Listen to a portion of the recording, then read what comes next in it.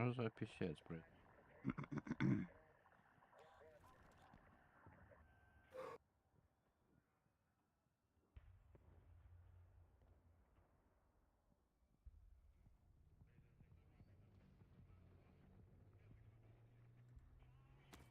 О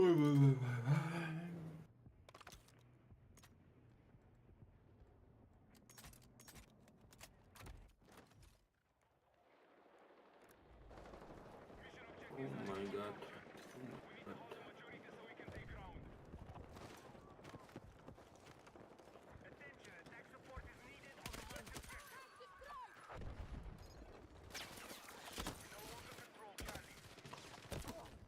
I need a medic!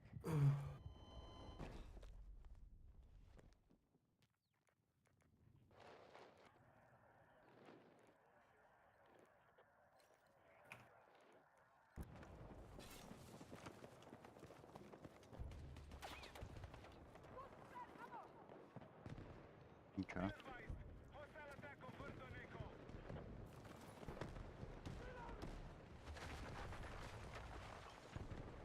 Оце вже як ти так починаєш дивитись, значить ти вже винний. Ага. І мовчить. І дивиться в очі і мовчить. Пристально так дивиться. Я не почув. Пишеш. Я щось не бачу. Це оце Ну, кто оба. нахуй дверь закрыл?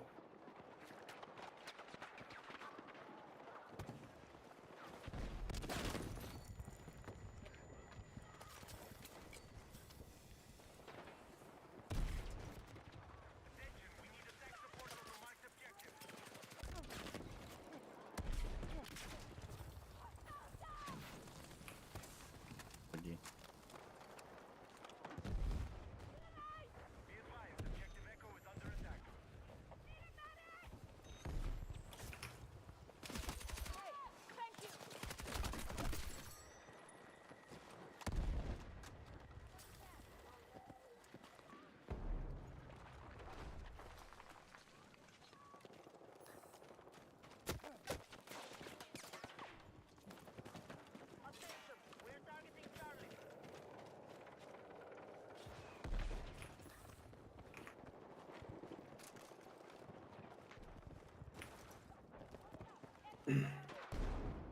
Наверху здесь прет.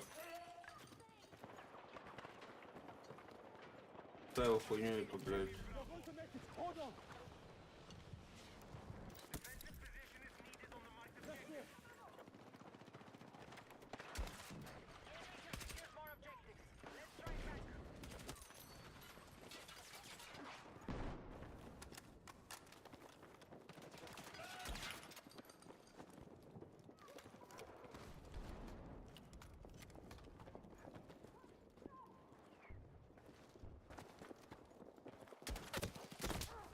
Need a medic!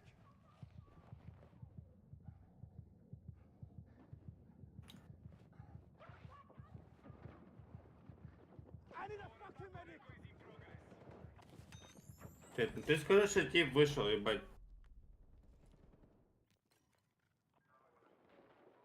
Ти матюкаєш.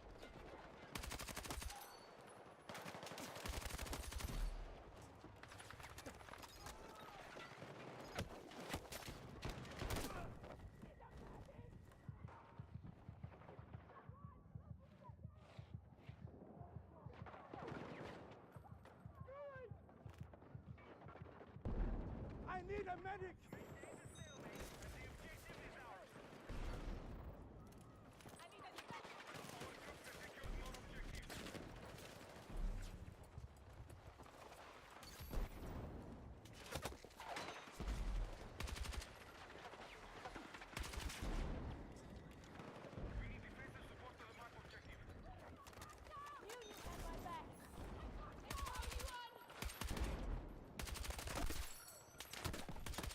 Ого, там сидять. Medic!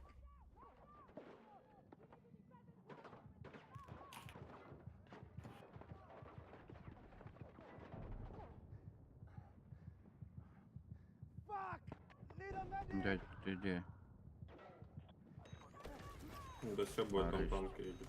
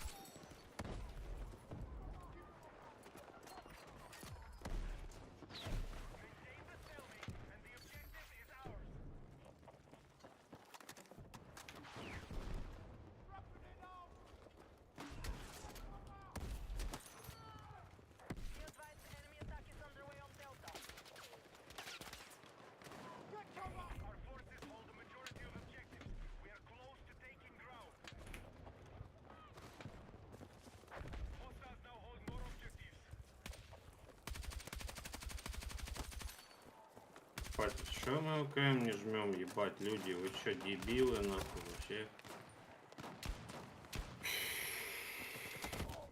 Need a medic! Тут еще. А просто по дороге бегут люди, нахуй, мы вообще бежим просто даже нахуй. Нахуй надо вообще.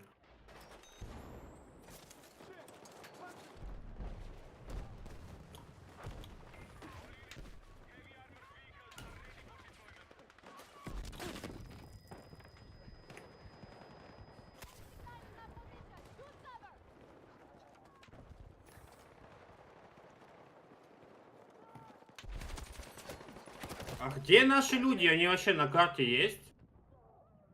Я в ахуе, блядь.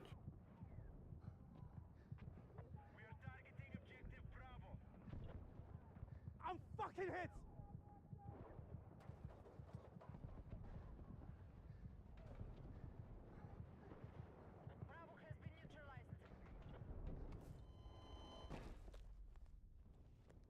Крылы сидят на месте.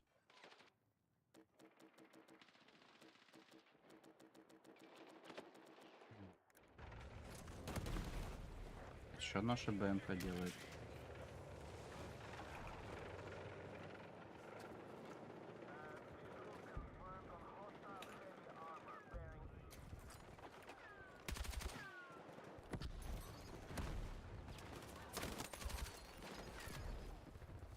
Ой, Хорошо. Куда? я пошел.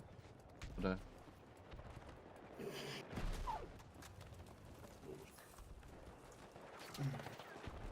Я пошел.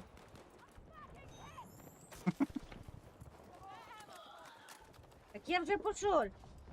Ти ж так. Де я тебе?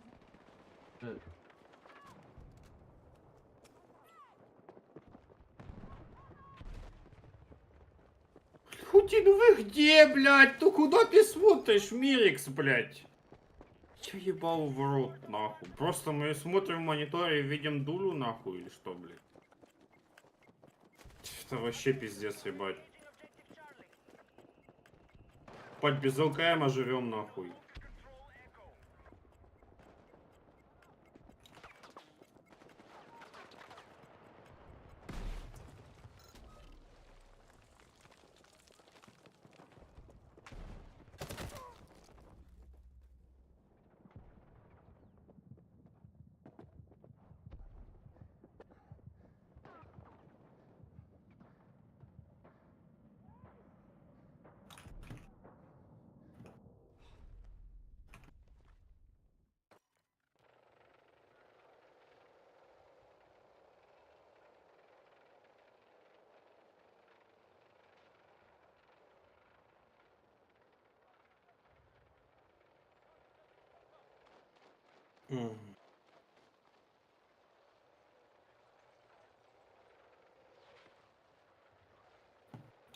Бля, вы вообще долбоебы, нахуй.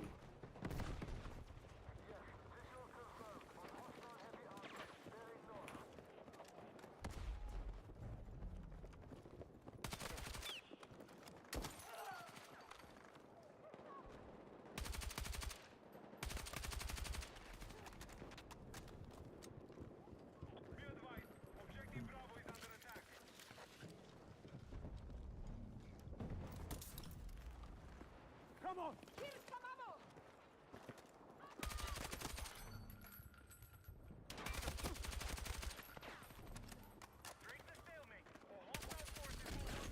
I need a medic!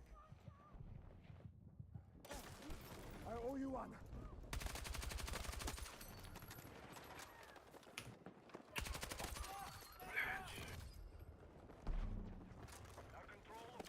I'm here.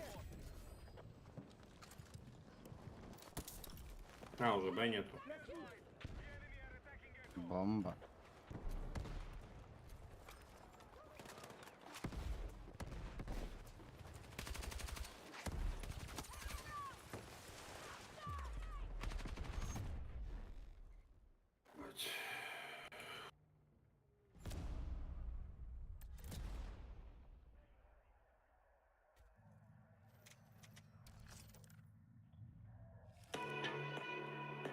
Хорошее видео. Он 14-й, просто пизданутый, бедный и несчастный. Он 14-й, просто пизданутый, бедный и несчастный. Вот. Сразу же обращу ваши, ребят, пыль нахуй внутри под камерой. Это по заводу быть не должно. Ну и чё греха таить, вы посмотрите на фронталку просто. Фронталки какой-то полный. Телефоном пользовалась девочка, она главное говорит, он раньше тоже так не фокусировал, но я, короче, стричку вот сюда давал, и он начинал нормально фокусировать. Но сейчас стричка уже помогать перестал, механизм стабилизации на этой камере пизда. 0,5 вот хорошо, все.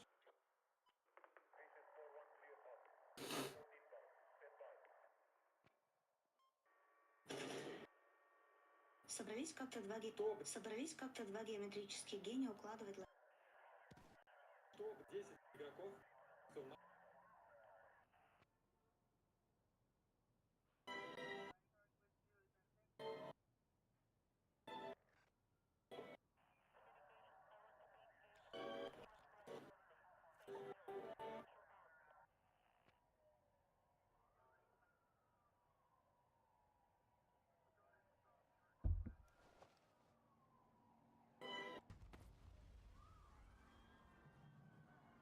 Please.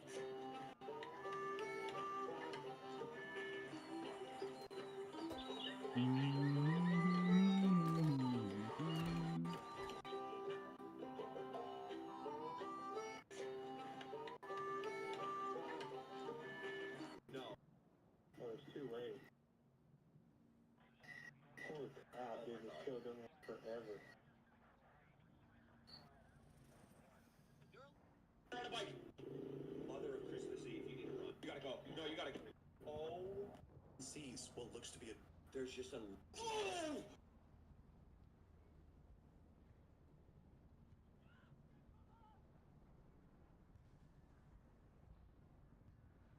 Когда этот вратарь прыгнул, чтобы поймать мяч после углового.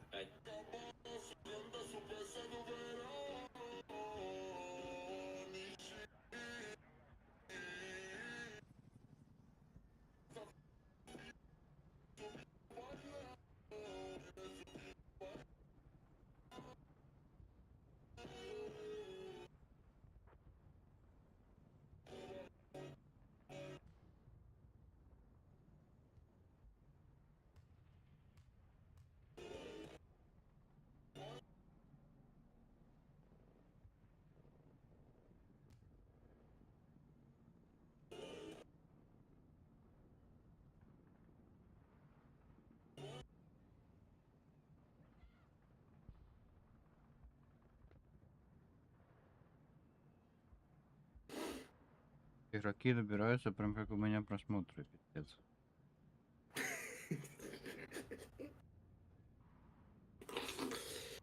Да, во льду пейдешь.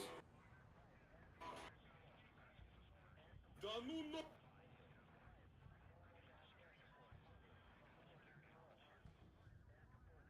Да ну нахуй! Ебать, вы че, ебанулись, у меня мурашки, нахуй! Матч красиво, выйдите ну нахуй! Да я, блядь, просто добавили, вы, блядь, добавили. Populating визбот стоит. 900 FPS нахуй! Тут 400 было, блядь, на спавне!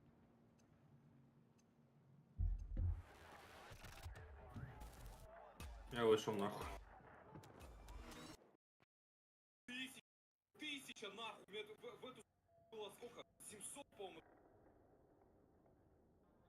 Ебать, офигенно. Ебать, офигенно. Будьте осторожны с ним. Так вот.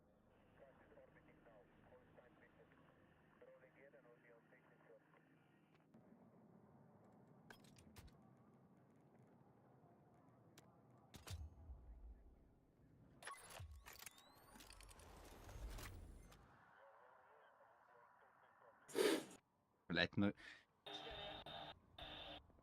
5 карт, 3 режима. Выпадает, блять. Заебись.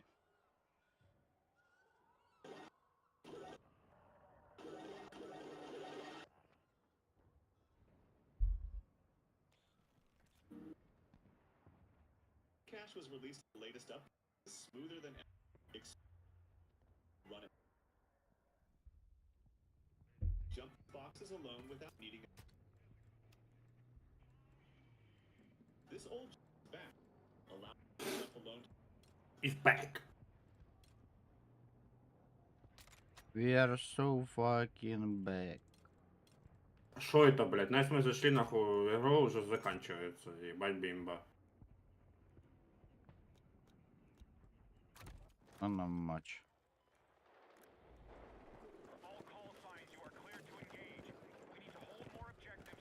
Как вот здесь залезть? А ну, Воу! что?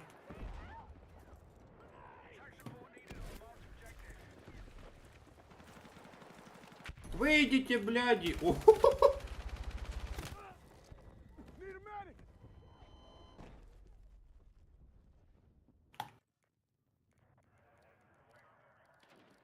Hostiles are attacking objective Charlie.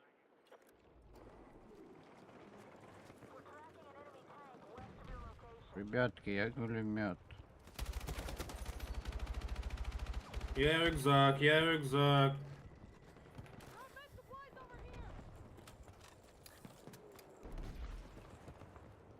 Граб лучше Кен, говорит. Щипать-то это что? Знаете, за танком, блядь, высовываюсь, тут нахуй 10 человек у него сзади, блядь. И все в центре, нахуй, где наша точка, блядь? Вы че гоните, нахуй? Forces are hitting Delta. Пиздец.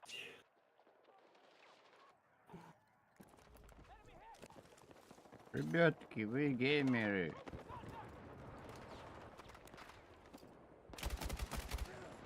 Дебилы, нахуй. Ну, найс, блядь.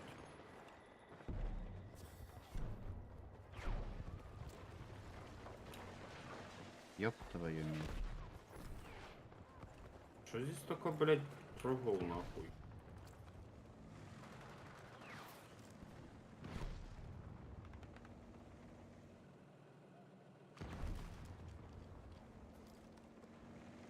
Our forces are attacking objective Charlie.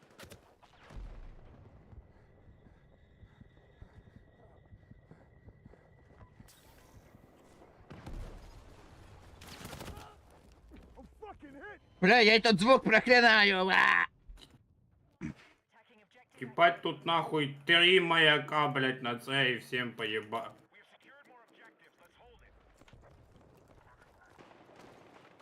Всем вообще похуй максимально.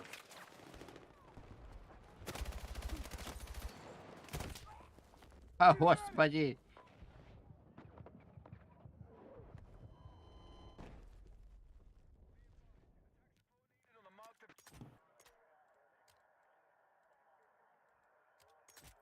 Ребятки, а вы ЛКМ нажмете или нет? Бля, как он меня убил? Тип попал мне в 2 в голову. Найс. Понял. Весь паван. Ебать, найс. Боже, я просто смотрю, как приятели в углу сидят, в никуда смотрят. Найс.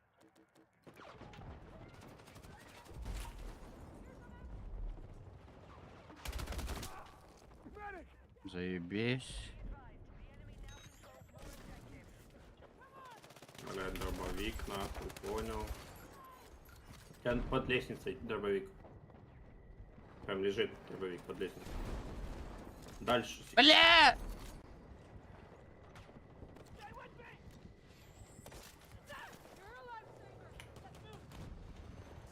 Explosive ready!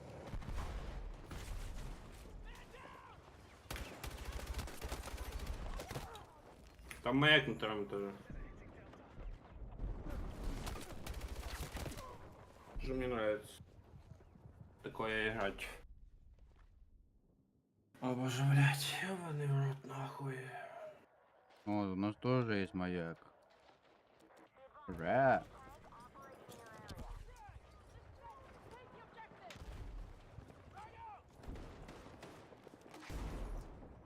Ребятки, наступаем. Ба-ба-ба-ба-ба-бам.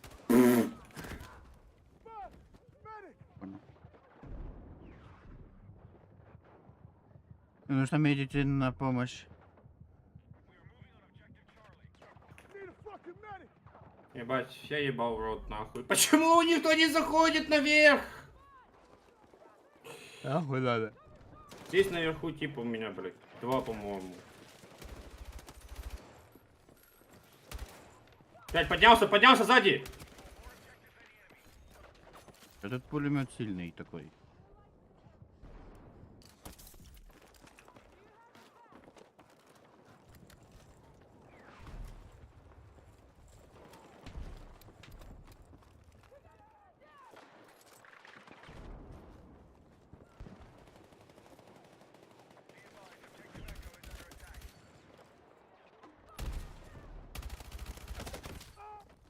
Вы что ходите? Почему люди пришли?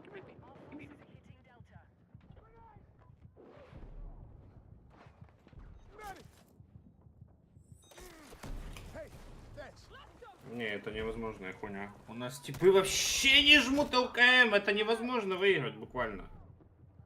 Чать, почему мы в этот матч зашли? Ну это вообще пиздец. Шо не матч, то, блядь, сюда дерьма, нахуй, кусок. Блять, если Ну, еще раз выпадет эта карта в этом режиме, блять, I'm fucking то я hit. буду матюкаться.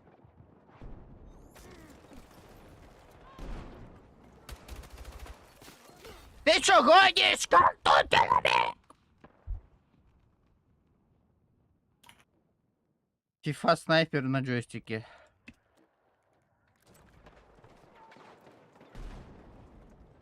Пать, просто везде, нахуй, трупы наших людей.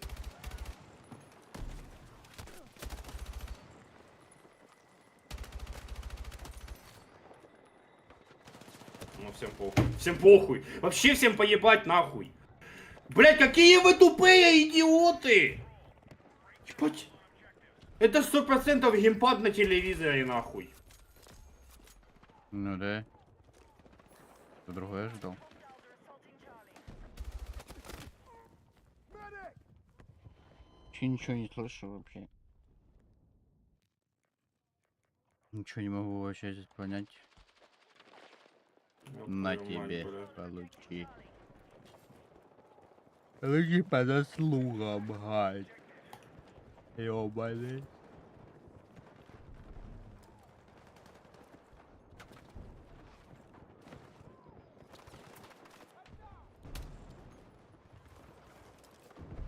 Давайте уже быстрее въебем, нахуй, ёбаный рот.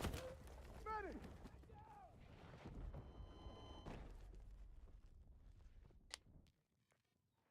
Да.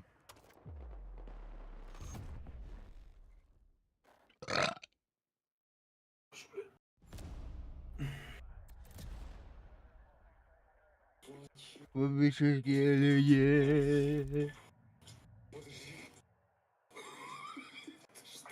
Ебать, спавн. Ты что за порт?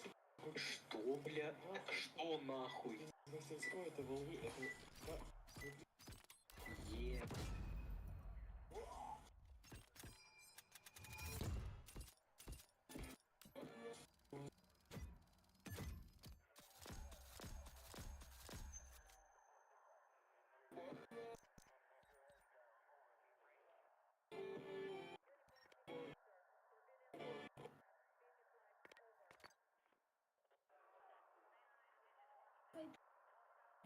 Він уже зараз. Ну, він не ходить вже. Не ходить, він готовий. Escalation. Решил продемонстрировать, что будет, если взять мясо курицы, а после покормить им небольших сомик, как мы еще намного агрессивнее пирань.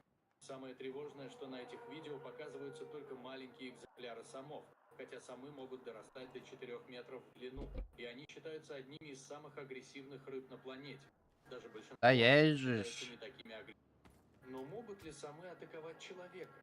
На самом деле самы часто нападают на людей, и в интернете есть множество кадров таких атак. Самые же большие в мире самы водятся в реке Амазон, а сама эта река на сегодняшний день...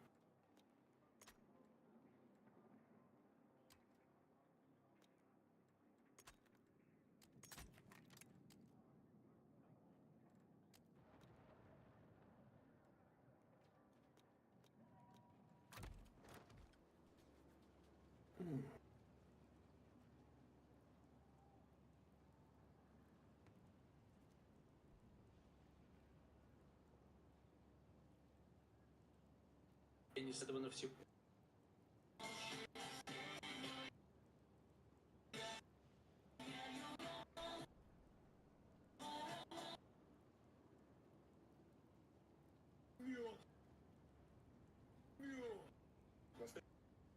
Остается женщиной, то он забирает с собой.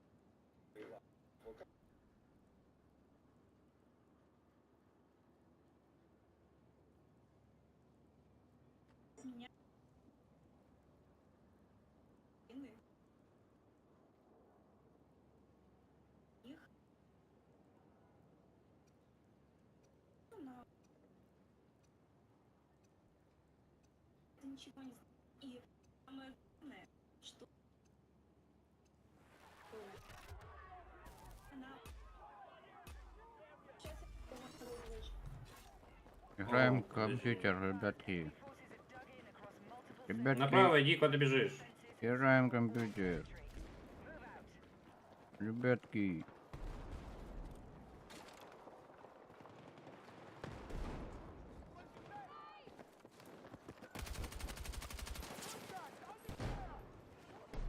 Я ломаю стену. Отойди нахуй.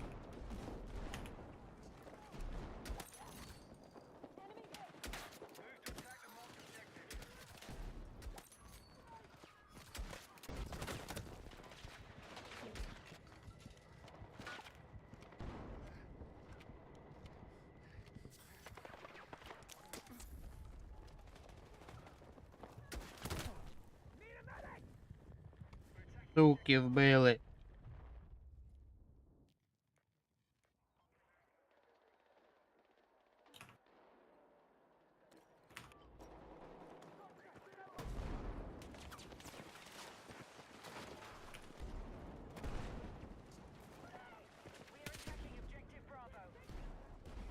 Нет. А что ж такое?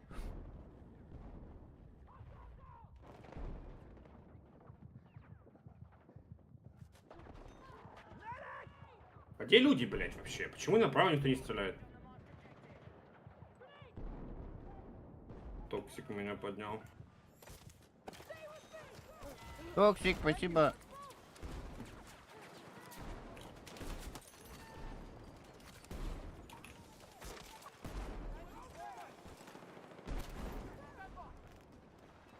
Я люблю тебя, Токсик.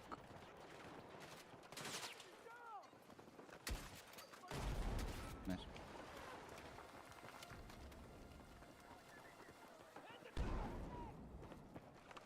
Там пизда. А не. Не заняли реально этот. Вот. Уже наши. Там снайпер.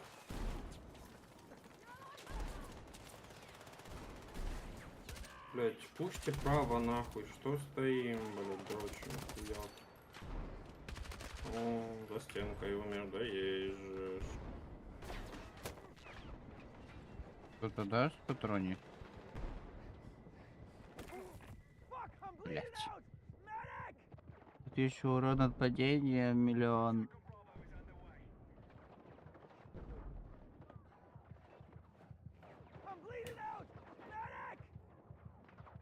Понял.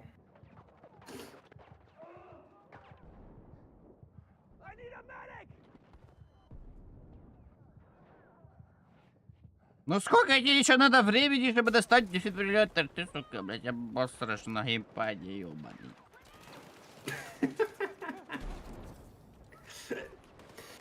Сука, а босса что геймпаде, блядь.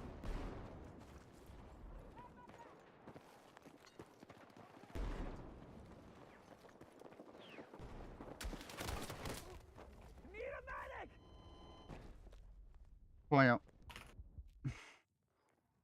А те, почему люди не выходят?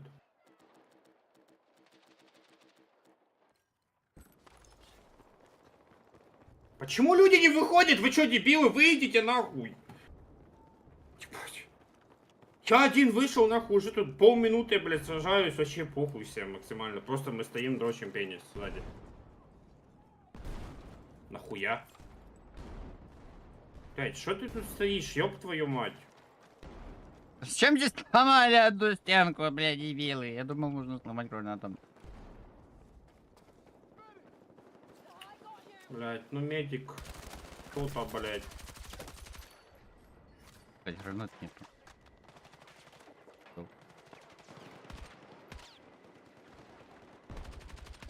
Уиу. А медики кидают патроны там... Нет? Я слева убил одного. Надо зайти. Заходим. А я одного еще убил, там еще дальше чуть-чуть. Ящик. Токсик, та ездишь! Красава нахуй. Хоть бы граната не залетела. Я маунт.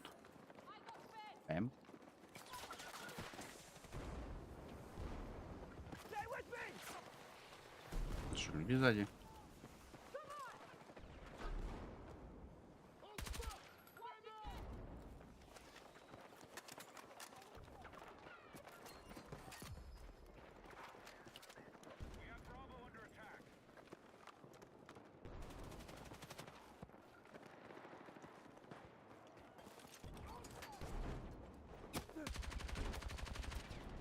Ёбаный пенис!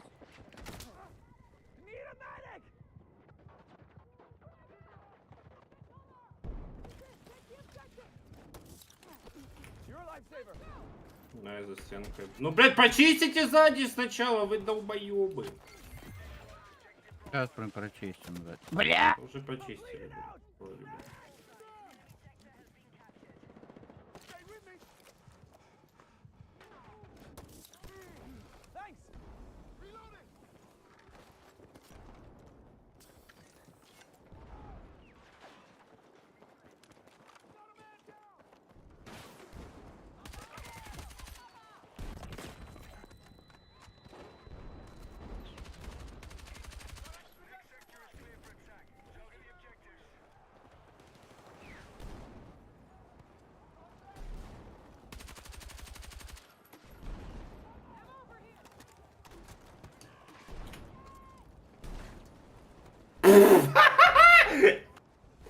Ебать, выполз нахуй, тип. Блядь, ну ёб твою вы мать, ну я ж не стоите, просто так умер, тип. Ну, блядь, прочисти сзади. Ого, господи. Блядь, там справа тип нахуй лежит. Дермоед. И люди.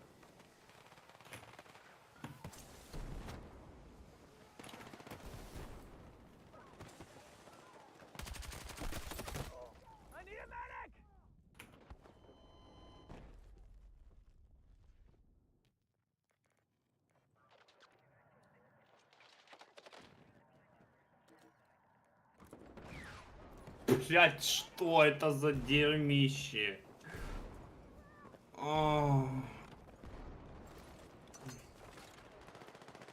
Блядь, сколько надо времени, чтобы они уже пофиксили эти ебаные клейморы? Никогда них не пофиксят.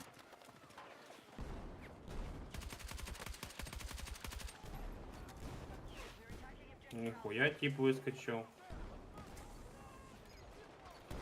Бать, Настя, я не вижу, он меня видит. Понял вас, понял. Я ж туда один смотрю. Бать, у нас медики нахуй просто, бать, легенды.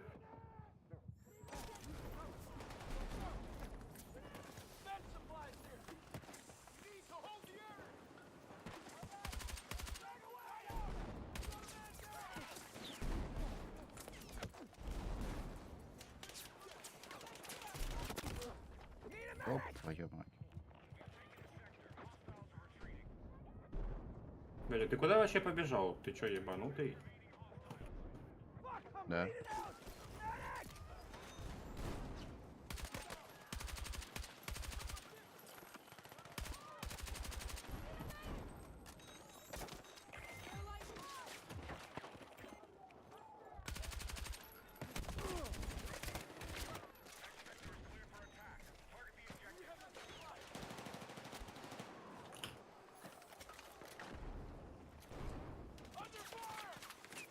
Понял, понял. Понял, ебать, китаец так всех убил.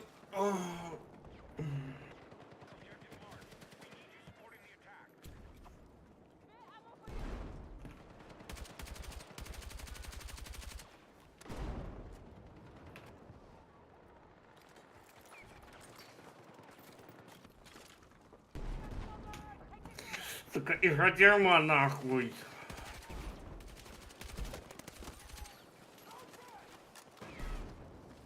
Ребятки! Привет, ребятки! I need a fucking medic!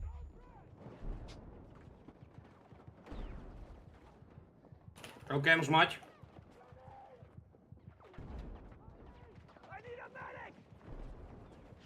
Бать, повезло. Блять.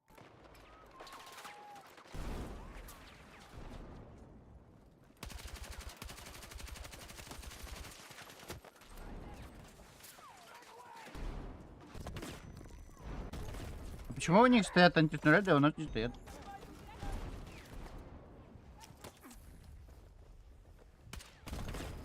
Да ёб твою мать! Что? Ебать там тип... Откуда эта граната прилетела, нахуй? Ой, блядь.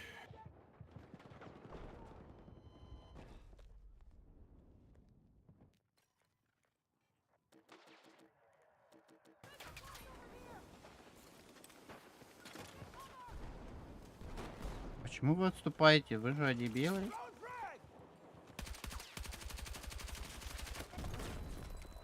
Да помогите, блядь, люди! Сука, блядь! Почему вы стоите?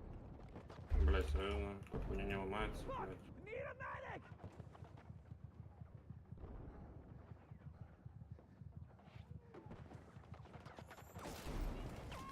Ура.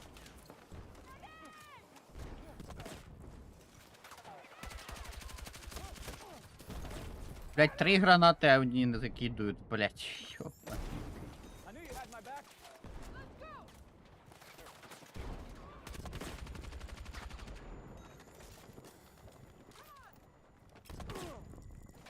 Так пиздец, ребятки, какие же вы дебилы. Бля, ёбаный в рот. Так граната Ебать, даже не там- показывается на Ебать, экране, там тип блять. 4 убил с гранаты, вы чё вообще с ума сошли? Блять, какие тупые нахуй медики, ёб твою мать.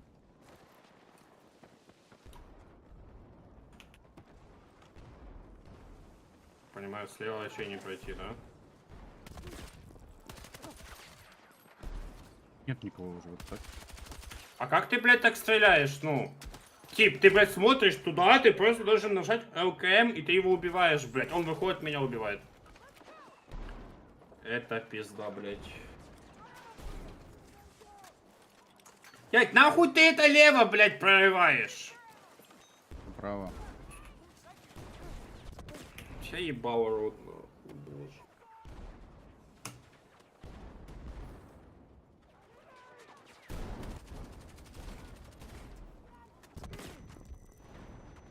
У нас там типы без рук, нахуй, играют слева.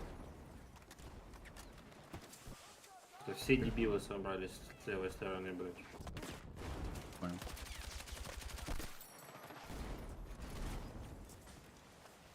Блять, тут сколько гранатхидон. I'm bleeding out! Medic!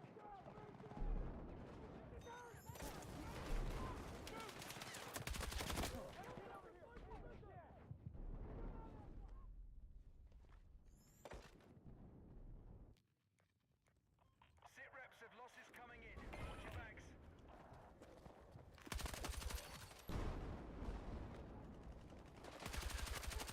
Почему здесь человек? Вы же дебилы.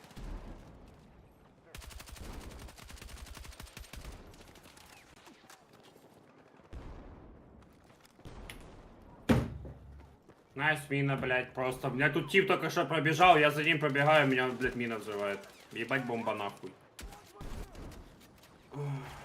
Стоит, просто в проходе стреляет.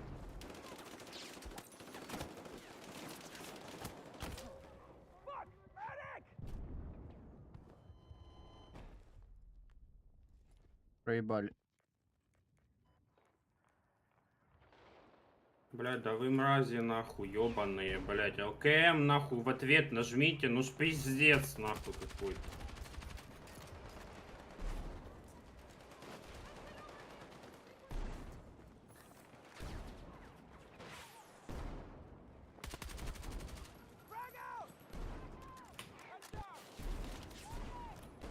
Что тут вообще делать?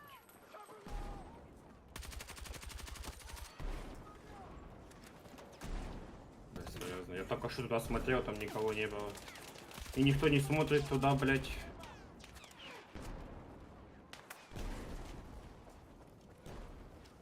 Блядь, кто мой маяк взорвал? I need a medic!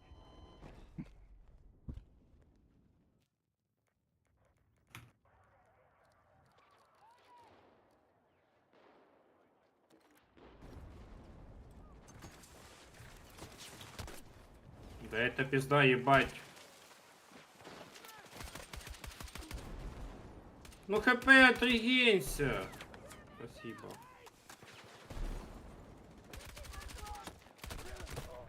Fuck, I'm bleeding out! Medic! Thank you! Блядь, там снаряд, нахуй.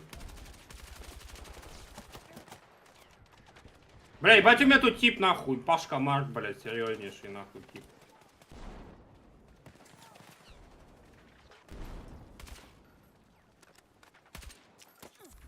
Блядь, там тип где-то лежит, я его, блядь, не вижу, нахуй. Как ты, блядь, зашел? Адреналин вколол и зашел.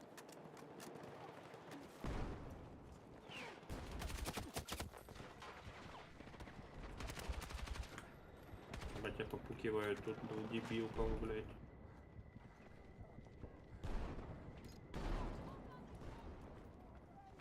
Я подавлен. Ебать. Боже, блядь. А, блядь, вы проходите. Ебать, а почему у нас там типы сбоку не могут зайти уже, блядь, в центр? Я не могу этого понять.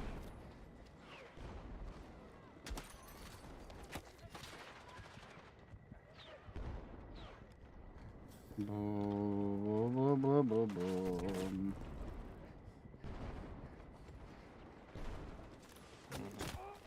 I need a fucking medic!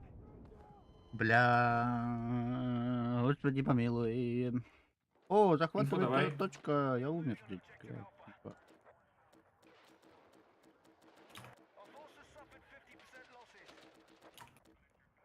Ебать, сколько надо убить.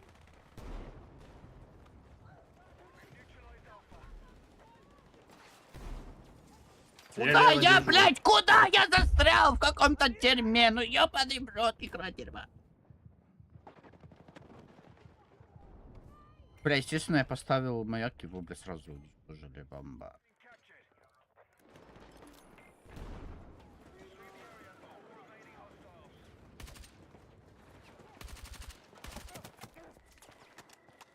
Слава богу, зашли ебать на точку.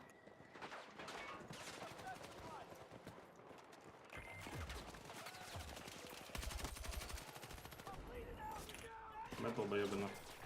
Я типа оттягиваю, чел подходит, блядь, и дефибом его поднимает, его убивают. То, что он был опан. Дефолт. Почему так долго пополняются припасы?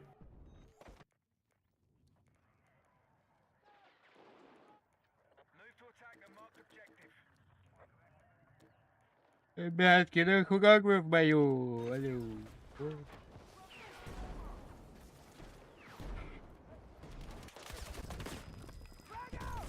I need a medic! Как? Что, блядь?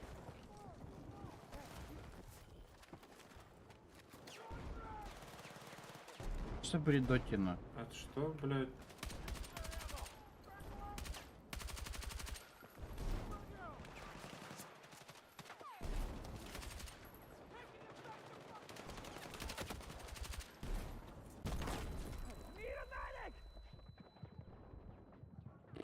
Блядь.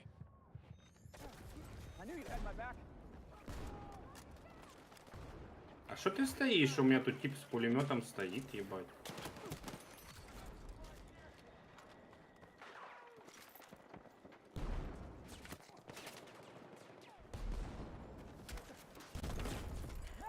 Блядь, а ты издеваешься? Блядь, я почему здесь люди, блядь, убивают? Опади, люди стоят. Серьезно? Он был готов к этому нахуй? Ну алло, тиммейты, окей! Блядь, какие у нас люди тупые, господи, помилуй. Как можно было позиции сдать? Ну вы что, прикалываетесь? Да ёбаный ты нахуй в рот.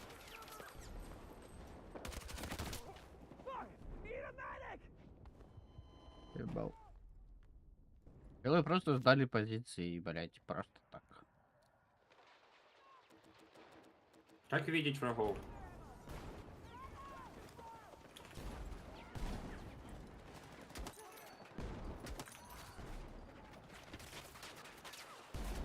Ебать ты там погнал нахуй, дядь. Ой, блядь. Как ты там, блядь, жив? Он в центре Я не миллиард жив, всего. меня, блядь, с центра убили. Токсик. Молю бога.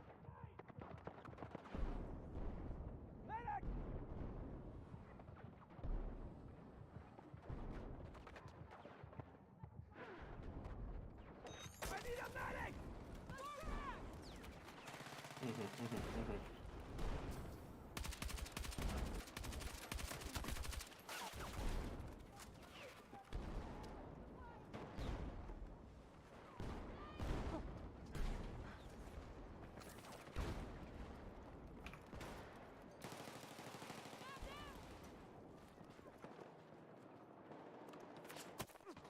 Ты серьезно там стоял? Я в это не верю, нахуй. Это невозможно. Дядь, пошли лево нахуй.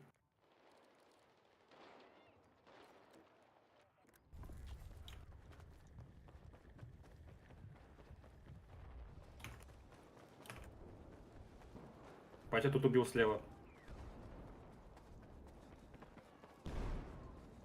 Что, блядь? Настолько быстро ТТК? Блядь, ну я убил тут 10 человек. Ну зайдите вы налево, ёбаный в рот. Ого, людей! Лево? Да.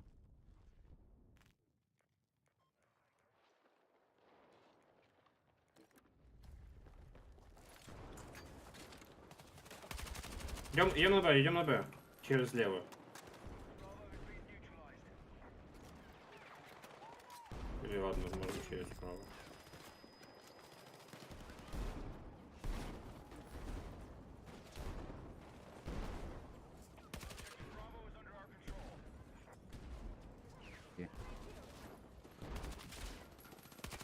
Бать, мы вообще не жмем, да, ЛКМчик?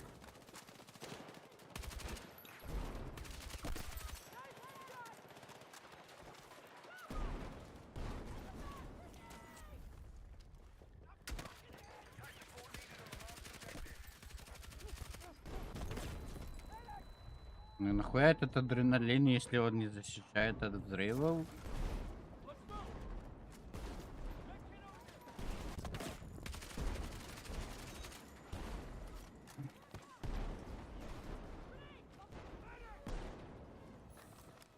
Неужели никто справа не подпушивает?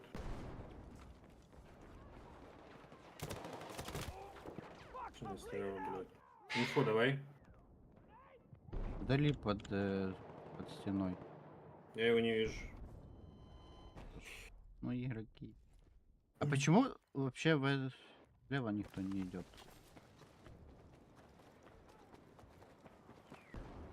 Как туда пройти вообще?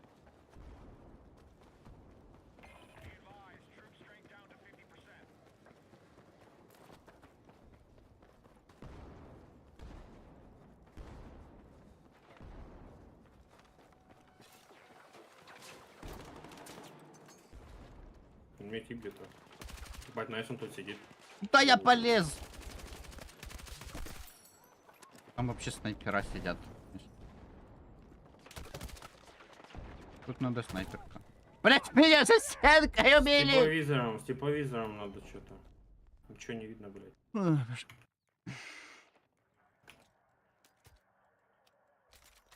Я беру снайперку. Блядь, знаешь, сделали, кстати, мапу. У тебя есть смоки?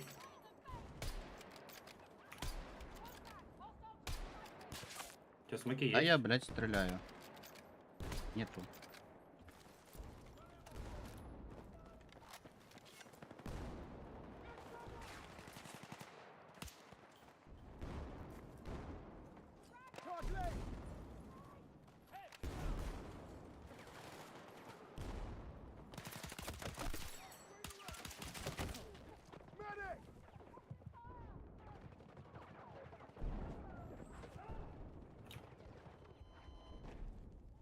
Может, вы врагов будете убивать вместо Найс. того, чтобы дефибриллятор нажимать?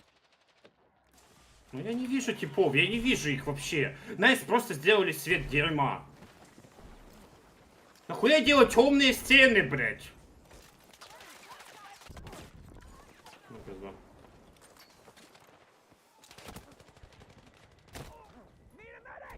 Бля, врагов не видно вообще, блядь. Охуенно.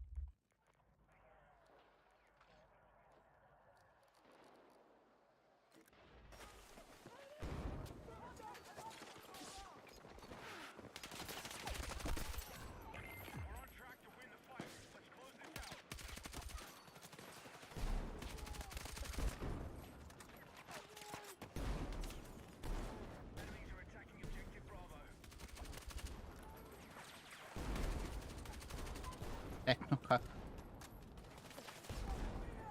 Ебать, точка серьезная. Чё, ты не можешь прорвать, потом, ебать, враги не могут зайти.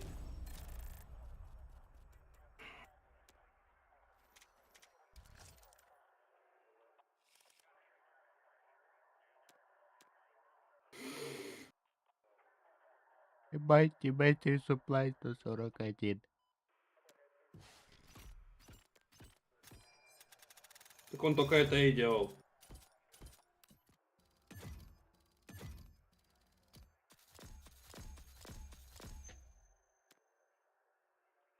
Ну и класс.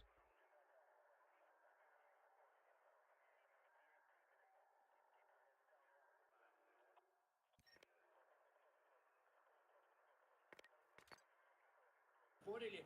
Куч...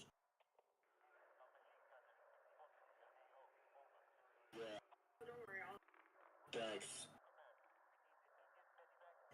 No. Me neither. Okay. Yeah, I think we do. Nope. I know, right? The weirdest hair. I've never seen that man in my life. What's on your wrist? Chris? Yeah. For who? The other, Yeah. I made two, but like, they're from future friend. I know, pathetic. That's pathetic. Handsome? No. Future friend. I know, pathetic. That's pathetic. No, I don't. I would love that. I said I'll pass. That's so. Hey, Bye. oh,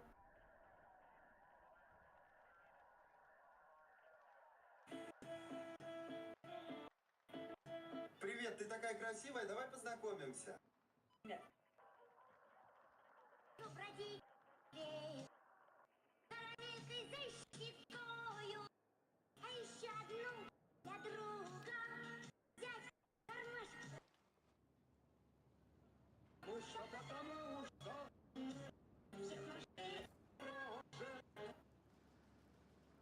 Блендер.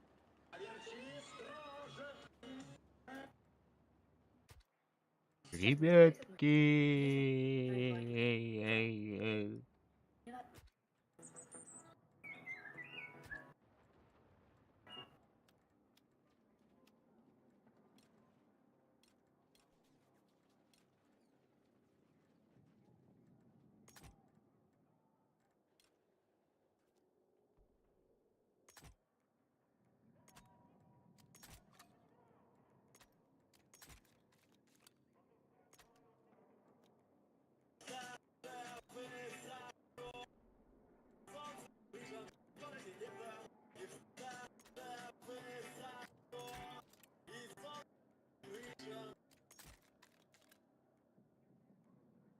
людей, чтоб...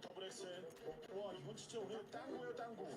네 바로 땅구 하고 있으면 땅구. 아니 땅구이고 땅구가 조금씩 하고 있거든요. 여기 앞으로 전전에 이거 땅구. Кстати, ну ты хорош. 여러분 보고 계십니까?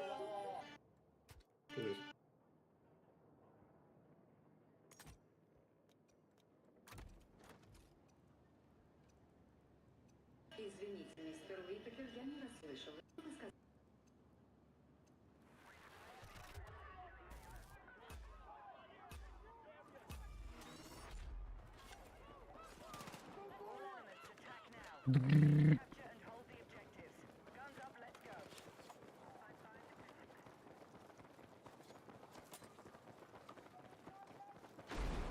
Ребята, а что вы? Ребята, а что вы? וואי וואי וואי. بالك اللي بعمل ضربة بيك. Objective marked. We need you supporting the attack.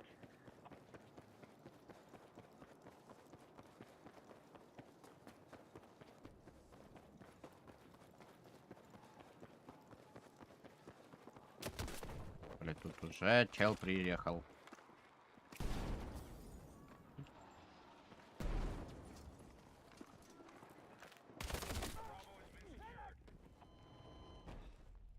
Бля, почему слева никто не пошел налево?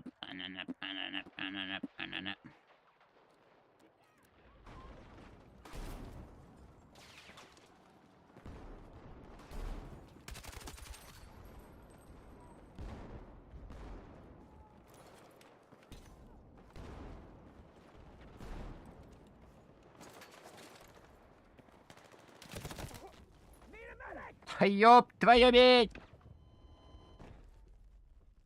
Ты тут? Алло. Алло.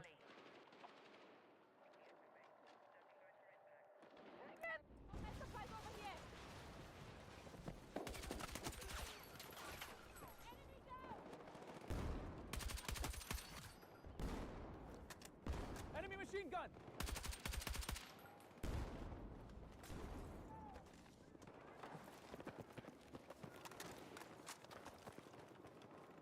Что, свет выключили?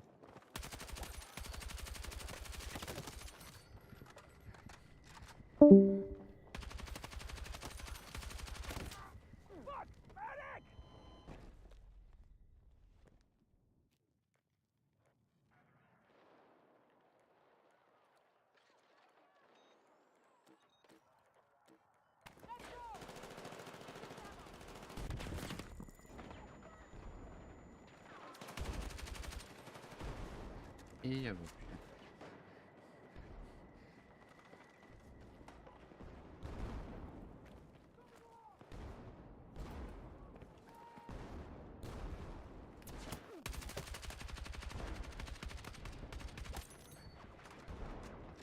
Блядь.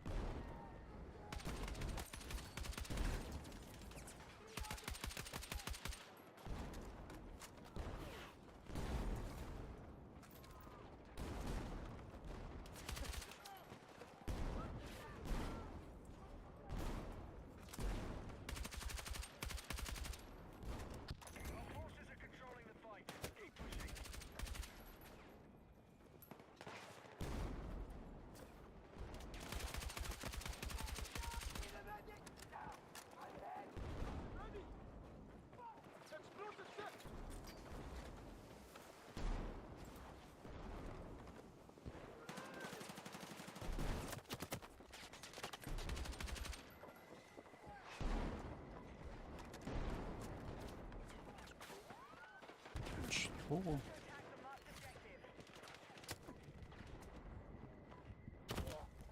Что происходит здесь вообще?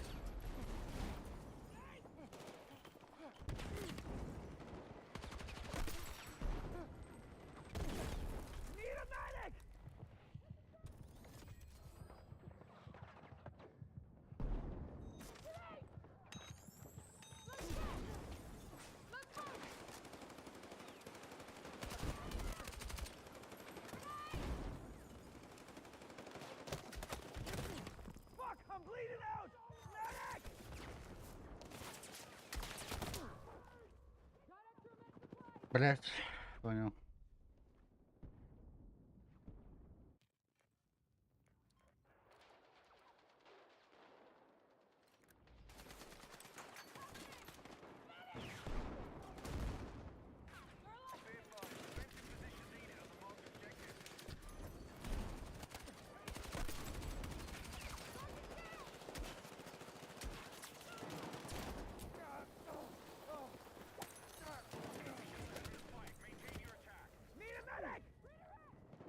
Что же было?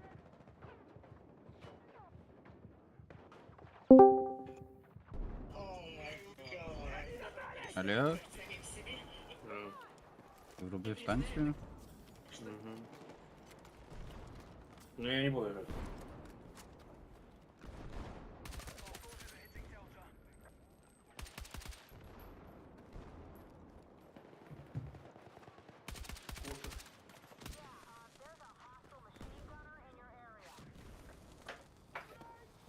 Стоп, а как я буду кушать? Не будешь кушать. Ну не Маша. Еще-то не Маша приготовить. Включить станцию, грили и лазал.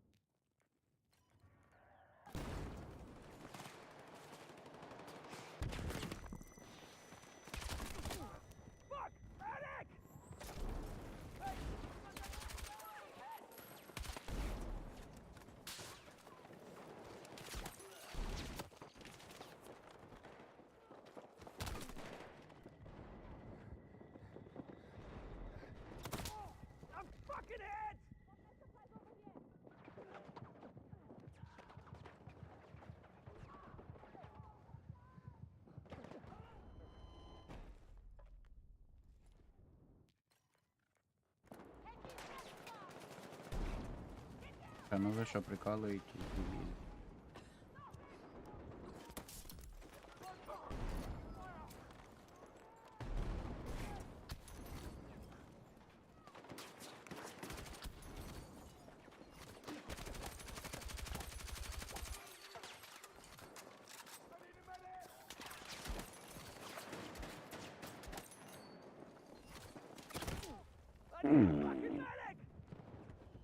Так, а что у нас там наш любимый ютубер выпустил уже видео?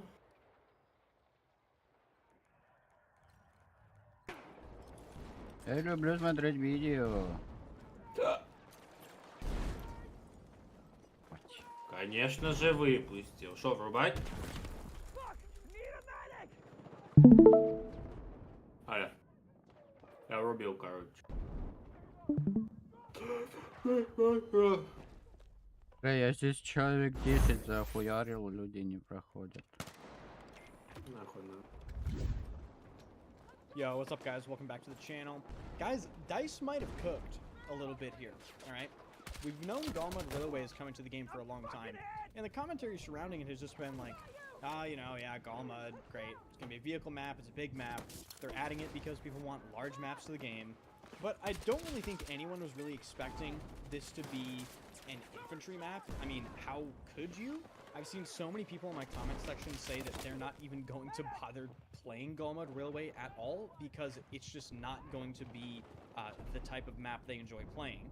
But DICE came out with a new community post detailing everything they did to Galmud Railway, and I think in part they did this to just show people how much they actually reworked the entire map. And guys, I gotta be honest, they might have fucking cooked. Like, they might have made Galmud playable for infantry, or at least significantly more enjoyable than it was before. So let's start going over stuff and see how DICE might have done the impossible with Galmud Railway.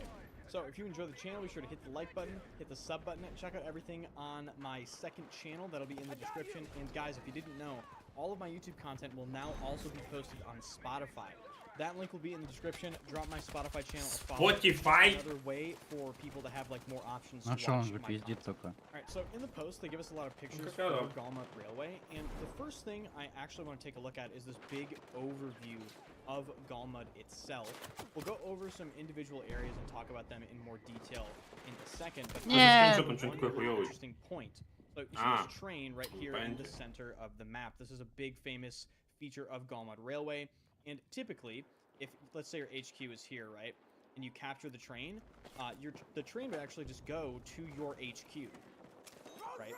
But the change they made this time is if you capture the train. В смысле, то есть раньше, блядь, ехала на базу, а как захватить эту хуйню? Ничего The не понял. train will actually go to the enemy HQ, which is really interesting because the enemies will probably capture it faster, then it will be sent from their HQ back towards the center of the map, and of course the train will be most likely captured within this center area, and the reason why they're doing this is to incentivize fighting and improve map flow. So if you think about it, there's going to be a lot more train fighting, and if you look at the areas here, it's essentially just a straight line of flow.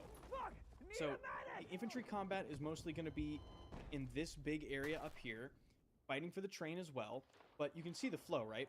People are going to be moving up here and also moving down here while trying to capture the train as well. So this is really going to improve the flow of Galmud Railway. Actually really interested to see how this simple train change actually improves gameplay. And then we can just take a look at some of the individual areas here, and maybe I'll put other screenshots up. So obviously this building here was never in the previous version of Galmud Railway. It's this big fenced-in area that gives a point of interest between the train tracks. I think this is the C flag here, and then of course this flag down here. The overall layout really hasn't been changed that much. This flag is still a thing down here, so is this flag, so is this flag. So you still have that like anchor shape here. When they actually mention the anchor shape, if you look, the way the flags are set up, it is going to be that sort of anchor flow. In terms of what they've done to the map, though, it looks like there's a ton more infantry cover. So first of all, there are a shit ton more trees in this area, which is going to make just traversing the area as infantry a lot easier. It also looks like they've made multiple terrain adjustments, and of course the biggest thing is this entire upper area. They've redesigned the city portions with way more buildings, and we'll get into that a little bit later. I'm not sure the type of buildings they're using are going to be ideal, Бля, but there's a lot это more что за buildings here, хуйня? and they've completely Ну-ка, changed блядь, и this нахуй, side of the map here. Блядь, It seems to be this, like, сука, really команда grand кретинов, нахуй section все захватили. that stretches all the way down from the north of the map to almost in front of one of the HQs right here. Ух ты, So ёп. that's cool. And then keep in mind, guys, escalation is going to be a game mode on this map. So the flow is going to be getting condensed a lot, which means that I would be willing to bet a lot of the time escalation will end in this infantry portion of the map, which is good for infantry players, but also potentially bad because there are, of course, going to be a shit ton of vehicles on Galmud Railway default, and then escalation just amplifies that more and more. But overall, they've really reworked Galmud Railway in a way that I wasn't really anticipating. And keep in mind, the out of bounds line is going to be, you know, more like this now. So it's going to be like less of a width. So they're going to squish the action in. They're going to focus on keeping the action towards the center of the map by making sure the train is constantly getting captured, you know, back and forth that way. And they're going to make sure the flow stays up and down Он тоже, кстати, будет через 2 недели. center Знаешь area. это? That is, in my opinion, their grand master plan. They go on to say in the post that some original designers of the Battlefield 4 Galmud Railway are still working with them, and they give us some before and afters here. First of all, I just have to point out, Выглядит my так, God, как будто нихуя не будет Galmud видно. Railway from Battlefield 4 looks so dated. Like, I hate that Battlefield 4 is aging like this because it just reminds us how long it's been since we've had like a full-fledged proper Battlefield title. Doesn't it just make you sick? But anyway. Кстати, справа не выглядит особо, блядь, инновационно, не? Дядь. Ты тут? Алло! Понял.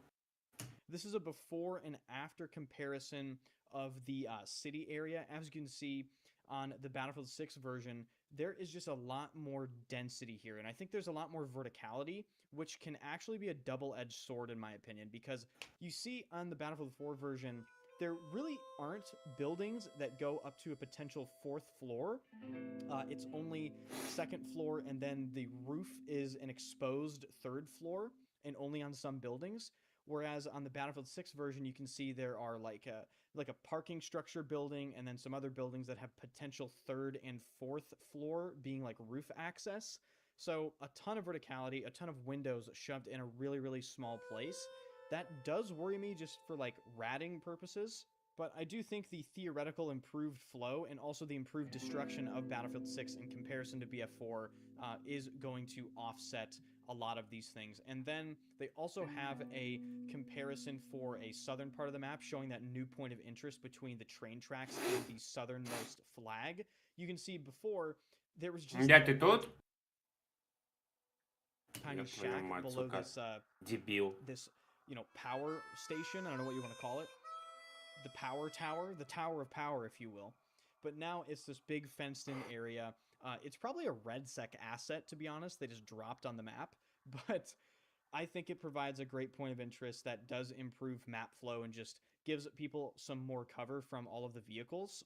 So, I don't know, guys. They might actually have improved Galmud Railway enough to where it isn't an immediate back out as soon as I see it pop up on my screen, which is genuinely something to be impressed over.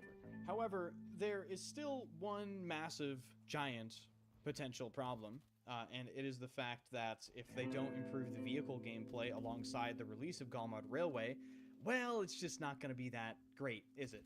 Because a lot of people do play Galmud for the vehicles, and I think it is well established at this point that the vehicle experience in Battlefield 6 just isn't really where it should be right now. Every single day I go on Twitter, I have Silk, who is another, you know, YouTuber. He's a great vehicle player. Silk is constantly asking for like the PLD to be nerfed and the target designator and air radar and all this stuff. And it is insane to me that we've gone this long into the launch of Battlefield 6, and some vehicles don't even have basic necessities like air radar. In my opinion, that's something that should really be added in a fucking hotfix at this point. Like, dude, vehicles need it just to have basic, decent gameplay. So we shall see how Season 3 is going to shape up here. Obviously, alongside Galmard Railway, they're going to be adding a remake of Grand Bazaar, so a double remake drop for content. Let me know what you think about that particular thing. I know some people are a little pissed off that they're remaking 2 maps and not having 2 brand new maps. Some people don't value remakes as much as new content, and I definitely can understand that. So let me know your thoughts about all this stuff, guys. Thank you so much for watching. If you enjoyed the channel, be sure to sub, hit the like button, check out the second channel where I talk about my hobby and all that, and be sure to drop the Twitch channel and Spotify channel a follow. Would really appreciate that as well. So thank you guys so much, and I will see you guys in the next video. Большие.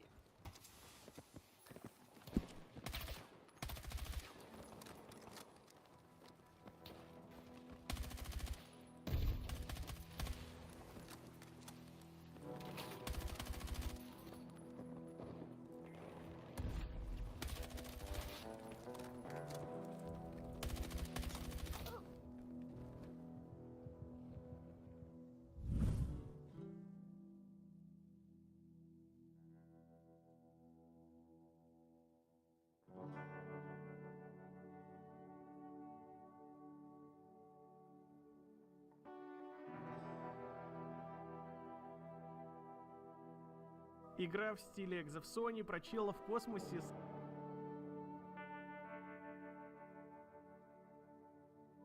Дамы и господа, карта кэш официально вернулась в Counter-Strike. Само же обновление весит аж 5 гигабайт и носит в себе немало других изменений, о которых как раз таки и пойдет речь. Но перед этим... Хочешь вывести скины за реальные деньги, но не можешь... Хочешь вывести где? скины? То представляю вашему вниманию Пососи безопасный писюн. скинаут от таких ютуберов, как Жесткий и Мегараш. Сайт на рынке уже около 2 лет и в целом имеет интуитивный интерфейс.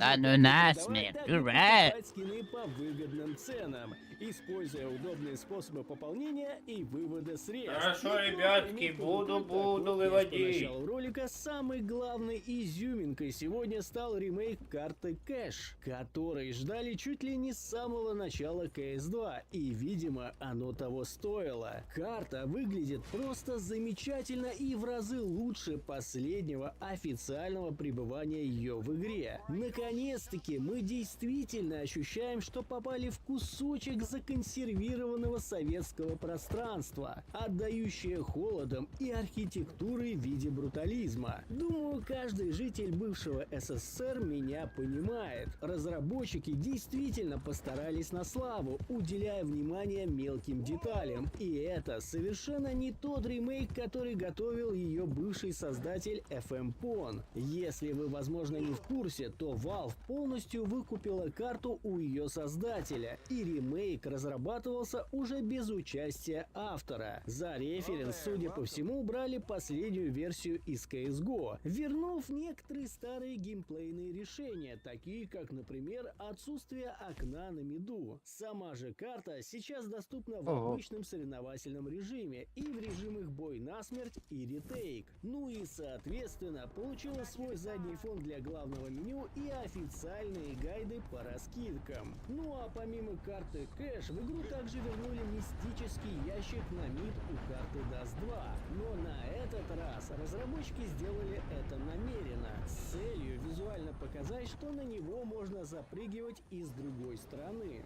Ну а на карте офис включили коллизию на ящиках с брезентом возле КТ спавна. Ну и обновили карты Stronghold и Посейдон до последней версии из мастерской. А также немного улучшили анимации от первого лица и починили поведение ножа Карамбит и Талан, которые выкручивались при разминировании бомбы. Поработали также и с громкостью звуков и починили проблему, из-за которой звук экипировки C4 не прерывался при наложении других звуков. А еще удалили звуковой эффект смерти от первого лица, который воспроизводился вместо музыки из наборов. Ну и различные улучшения шейдера АО при использовании прозрачности, а также исправили проблему смены позиции рук при зажатой гранате. И, к сожалению, несмотря на такое большое обновление, действительно интересных утечек в нем нет. Как и ротация... Спустя почти 10 лет нахуй появился кэш. Видимо, разработчики...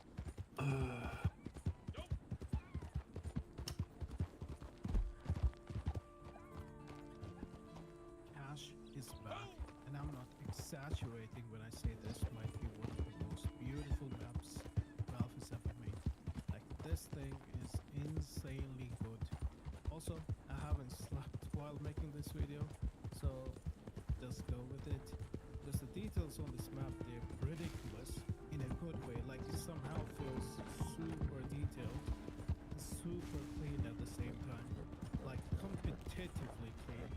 But when you actually stop and look around, boom, it's basically a painting. It gives me... Почему нельзя было сделать вот так, вот такие стены нахуй в этом, блядь, Хагентау Бейс? Дебилы нахуй. Ну так специально делают нахуй, чтобы ничего не было видно. Почему Valve понимает, какие надо стены делать? А нахуй дебилы нахуй на разработчиках ебаных, сука, блядь, DICE не понимают. Окей. I don't know, Valve took the depression and turned it into sunlight somehow. And speaking of that, this sunny thing, massive upgrade. The old version kind of felt too doomish to me. This one feels like, yeah, there's some humanity here. Then you go to see the spawn and again it just gets different lighting. Everything is just so intentional. Like someone at Valve actually touched the grass. Like this stuff looks better than some AAA games. And the ambient sound, well, it immerses you.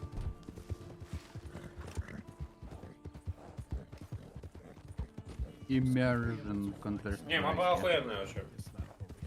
Я удивлен, что ее лоу сделали.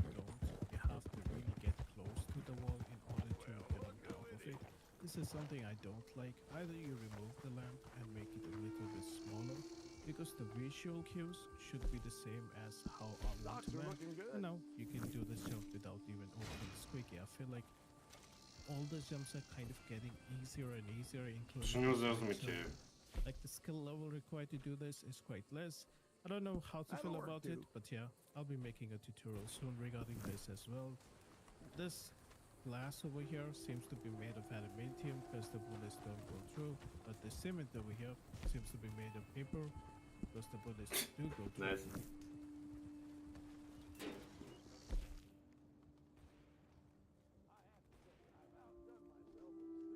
The new Dust box is finally here, and this time with a tarp instead of a hole, which is quite good. Smokes can land easily.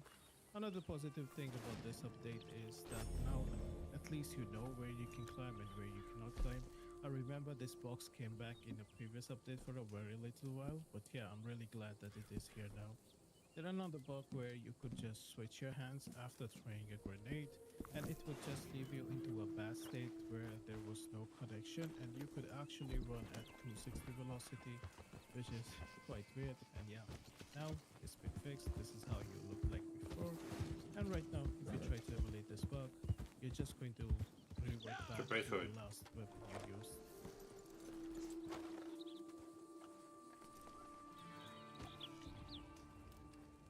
Another change is this railing right over here. It used to look so funky, and I can't even believe that this was due to ambient occlusion. Like, really? But yeah, it was quite good. Let me know what are your thoughts on Cash. Do you like the map? And yes, I'll be making performance related videos regarding the map soon. But yeah, I'm going to be taking a little bit of break. I think I'll create 4 videos in 4.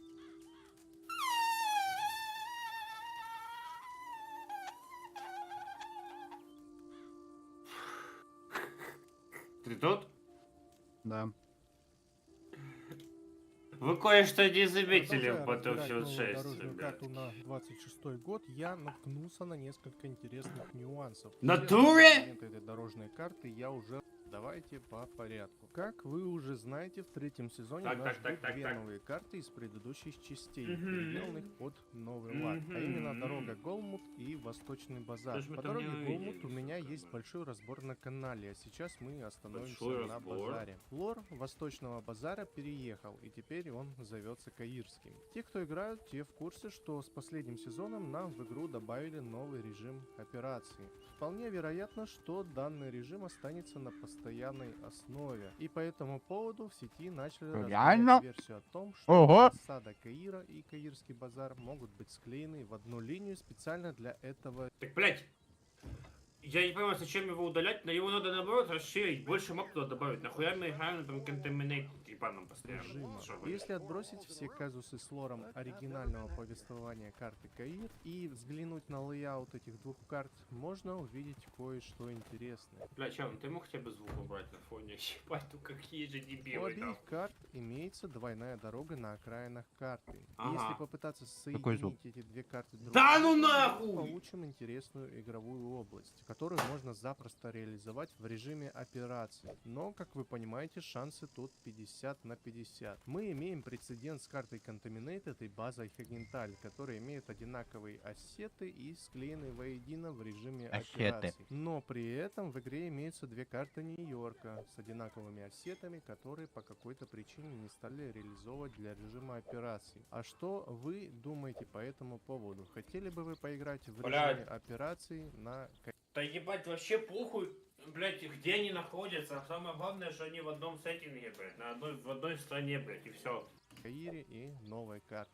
Далее на очереди у нас четвертый сезон, который стартует в июле и который привнесет нам в игру долгожданные морские сражения. В этом сезоне нас ждут две новые карты. Ремастер легендарной карты Остров Вейк и абсолютно новая карта. Ебать, дядь, может у нас будет новый геймплей, мы будем чисто на лодке ебашить.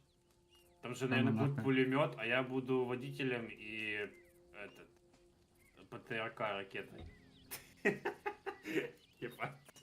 Французские рифы. Последняя, по заявлениям самих разработчиков, будет в 4 раза больше, чем карта Дорога Голмут. На данный момент мы имеем всего несколько кадров и концепт-арт этой новой карты. И, пожалуй, самый Так а что ж вы не заметили, я не могу который понять. сразу же бросился мне в глаза, это вот этот вот отель. Это Ебать, буквально да ну точная нахуй, копия в натуре? отеля на карте Курорт Хайнянь из Battlefield 4. Игровой концепт этой карты выглядит слегка по-другому по сравнению с картинкой, но даже тут присутствует этот отель.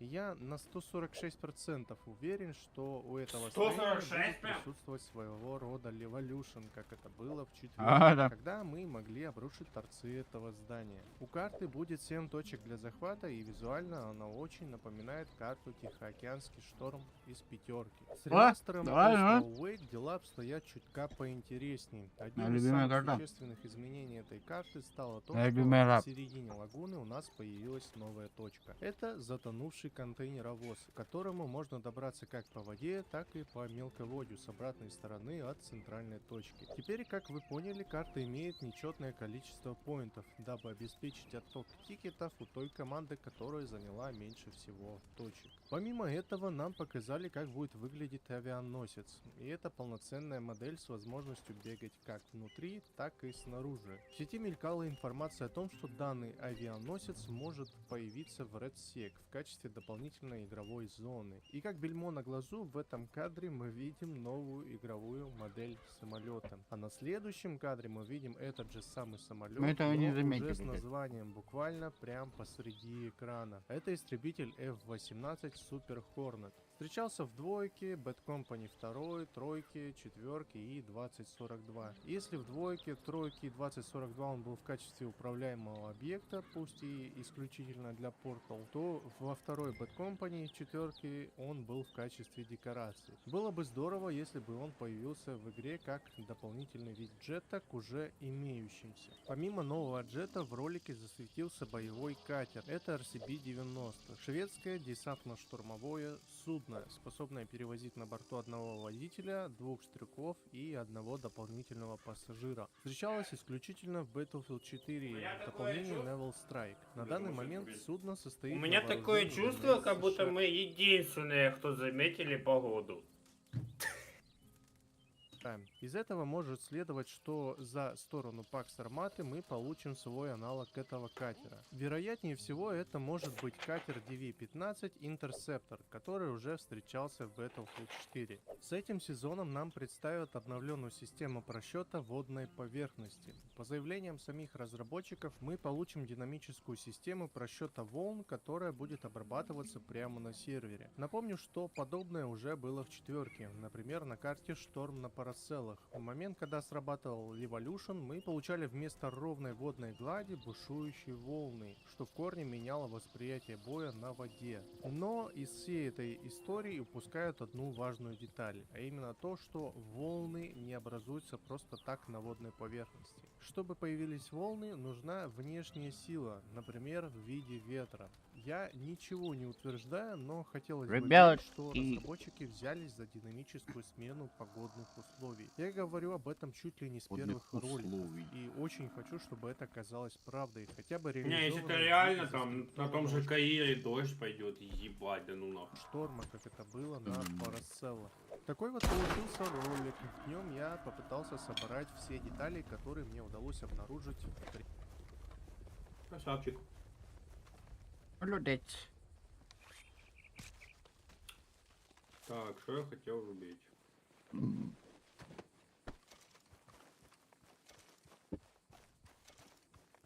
А, кстати, завтра синематик трейлер, блядь. Вчера вышел Субнатики 2. последний Dive Fantasy Legacy, посвященный популяризаторам игры. Тоже Показали как он сильно звук влево восхищается работой с командой Unknown. Тебя так тихо слышно. Алло?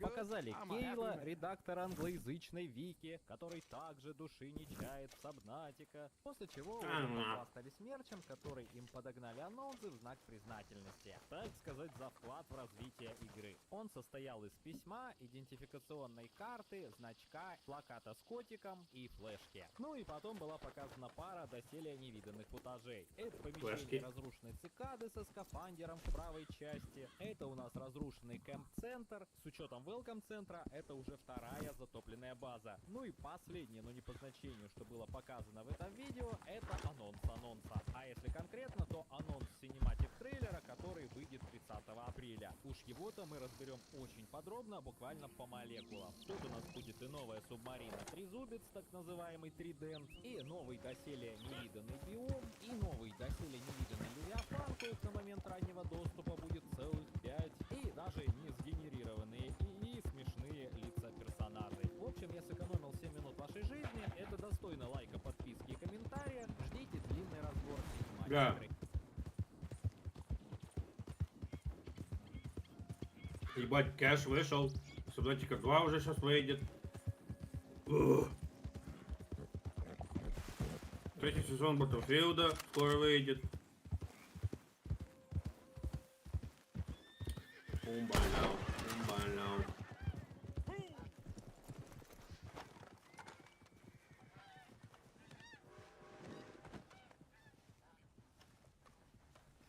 Какая команда? Какая команда на прострел? Я забыл.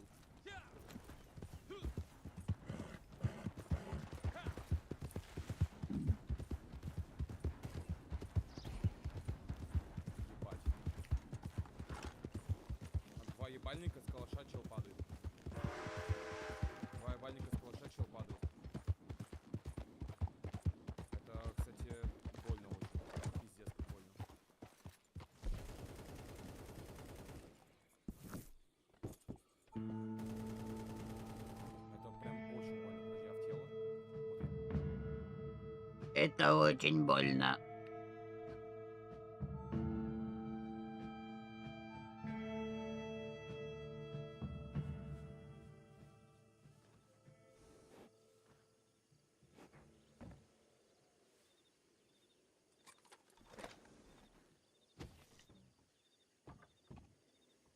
Но Windows это бомбический бомба.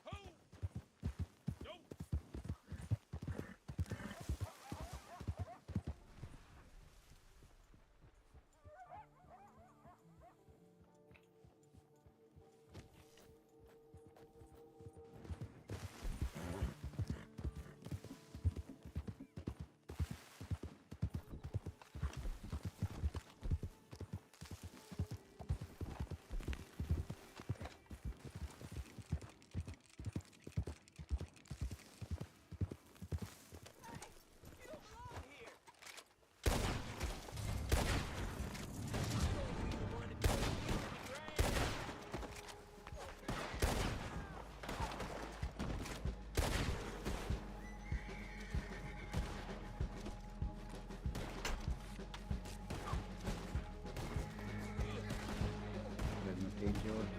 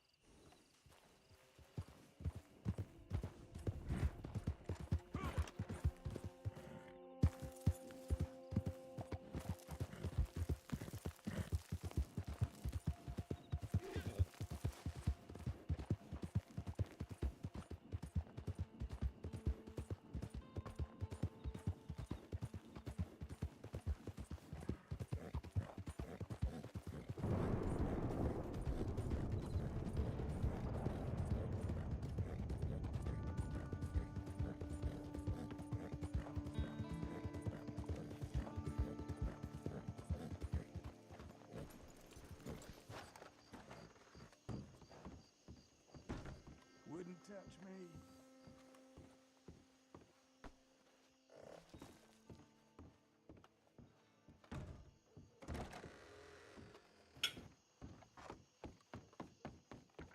Greetings. Good to see you.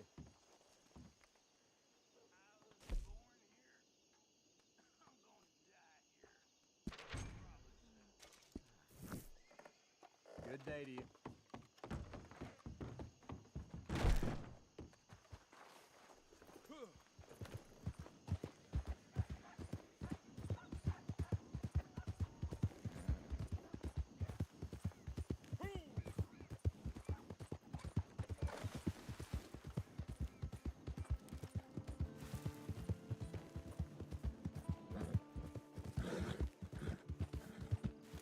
You know, I'm getting quite used to having you around.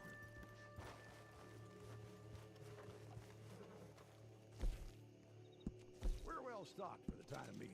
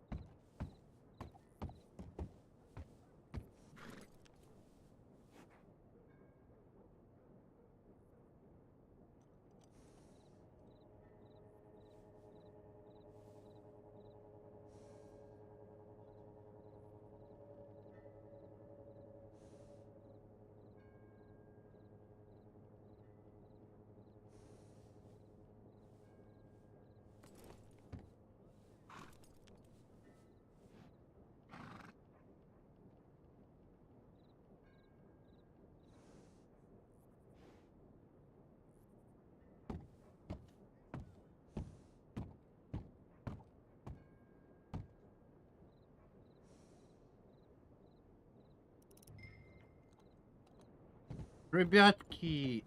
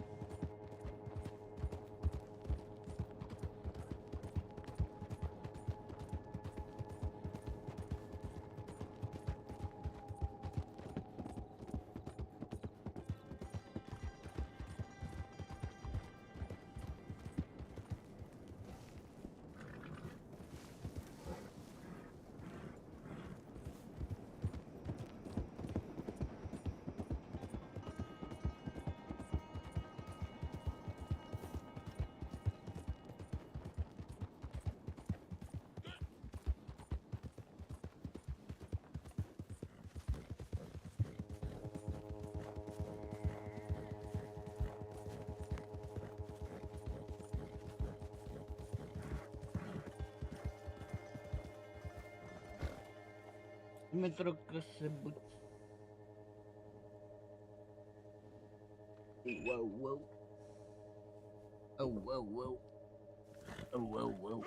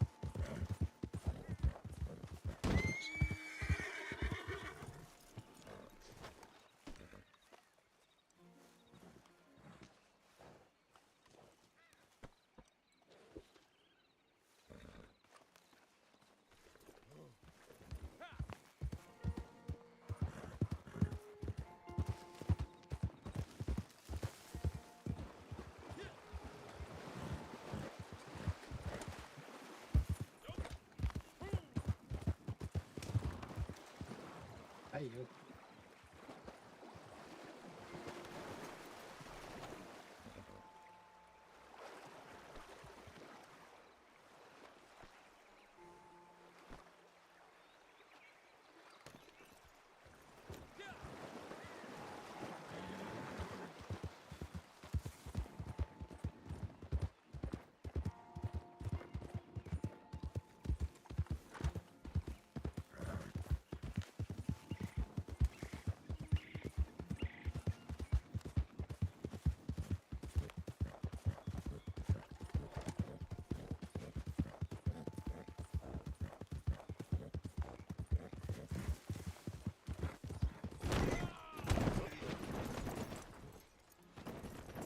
Панський городовой.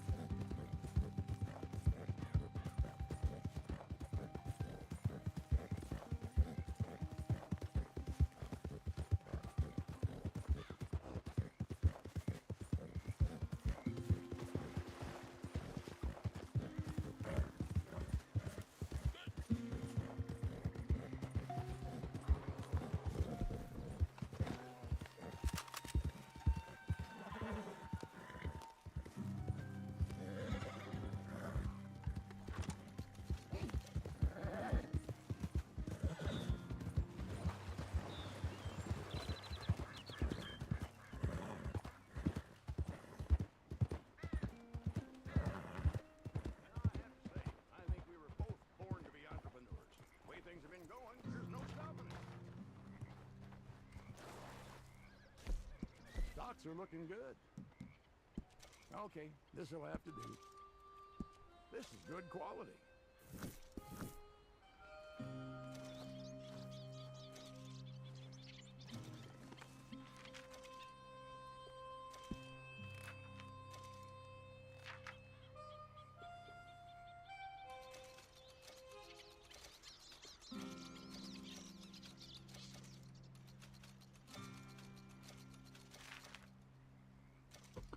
Оу, так давай его сюда. Бам-бам-бам-бам-бам-бам-бам-бам-бам-бам-бам.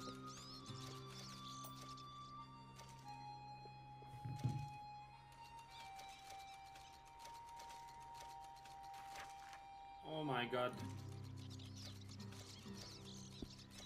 Ебать, козлом про Exodus Enhanced Edition пошел ебашить. Казуал. Ап, ап, ап, ап, ап.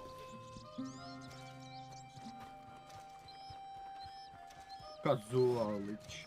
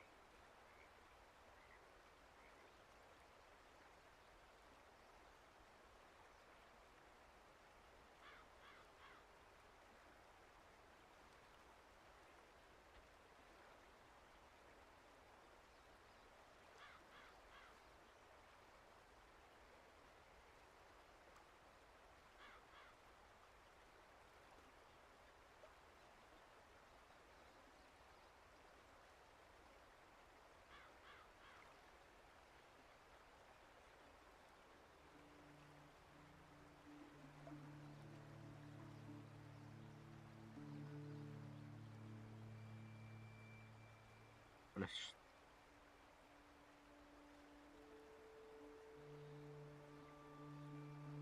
Самые фейковые блоги.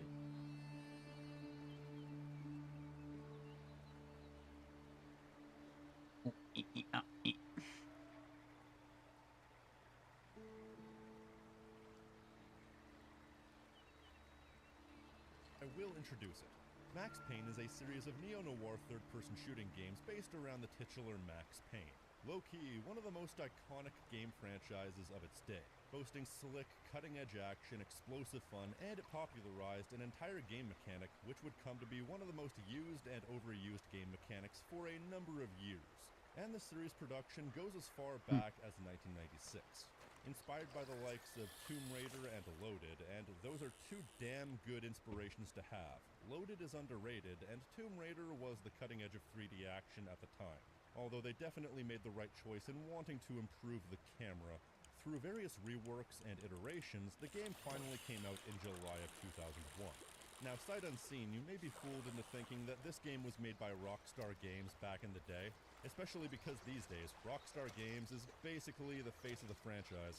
But it was actually made by none other than Remedy Entertainment, who are still going strong these days with the likes of Alan Wake and Control. Plus, they're also back to being involved with the Max Payne series, but we'll get to that later. Rockstar Games merely published the game, and even then that's not the full story. They only published it on console, while the publishing on PC was handled by both 3D Realms and Gathering of developers in a manner I still can't make heads or tails of. Regardless, the specifics are moot, and all that matters is that it came out, and that was that. Meanwhile, I didn't play the game until 11 years later. I was in a quest to try and find every game made by Rockstar Games on PS2. I'm gonna pause for a second while you lol and perhaps lamau at me for not knowing that they didn't actually make the game. Time's up. Admittedly, I didn't really appreciate this game when I first played it, but over time I feel like I've come to appreciate it far more than I did initially. Though part of that has to do with the platform. The PS2 port is rightly known to be a significant downgrade, both in the sense that it has downgraded visuals and effects, as well as the fact that the performance is pretty woeful. In fact, I initially thought there was no good way to play this game on modern systems. The Android port used to be the most accessible version, but unfortunately it's not compatible with modern versions of Android. Then you can buy the PS2 version digitally on PlayStation platforms, and I think there's also a digital version on Xbox platforms as well. Either way, the PS2 version, whether you're emulating it yourself or getting the version you can buy, has the same issues.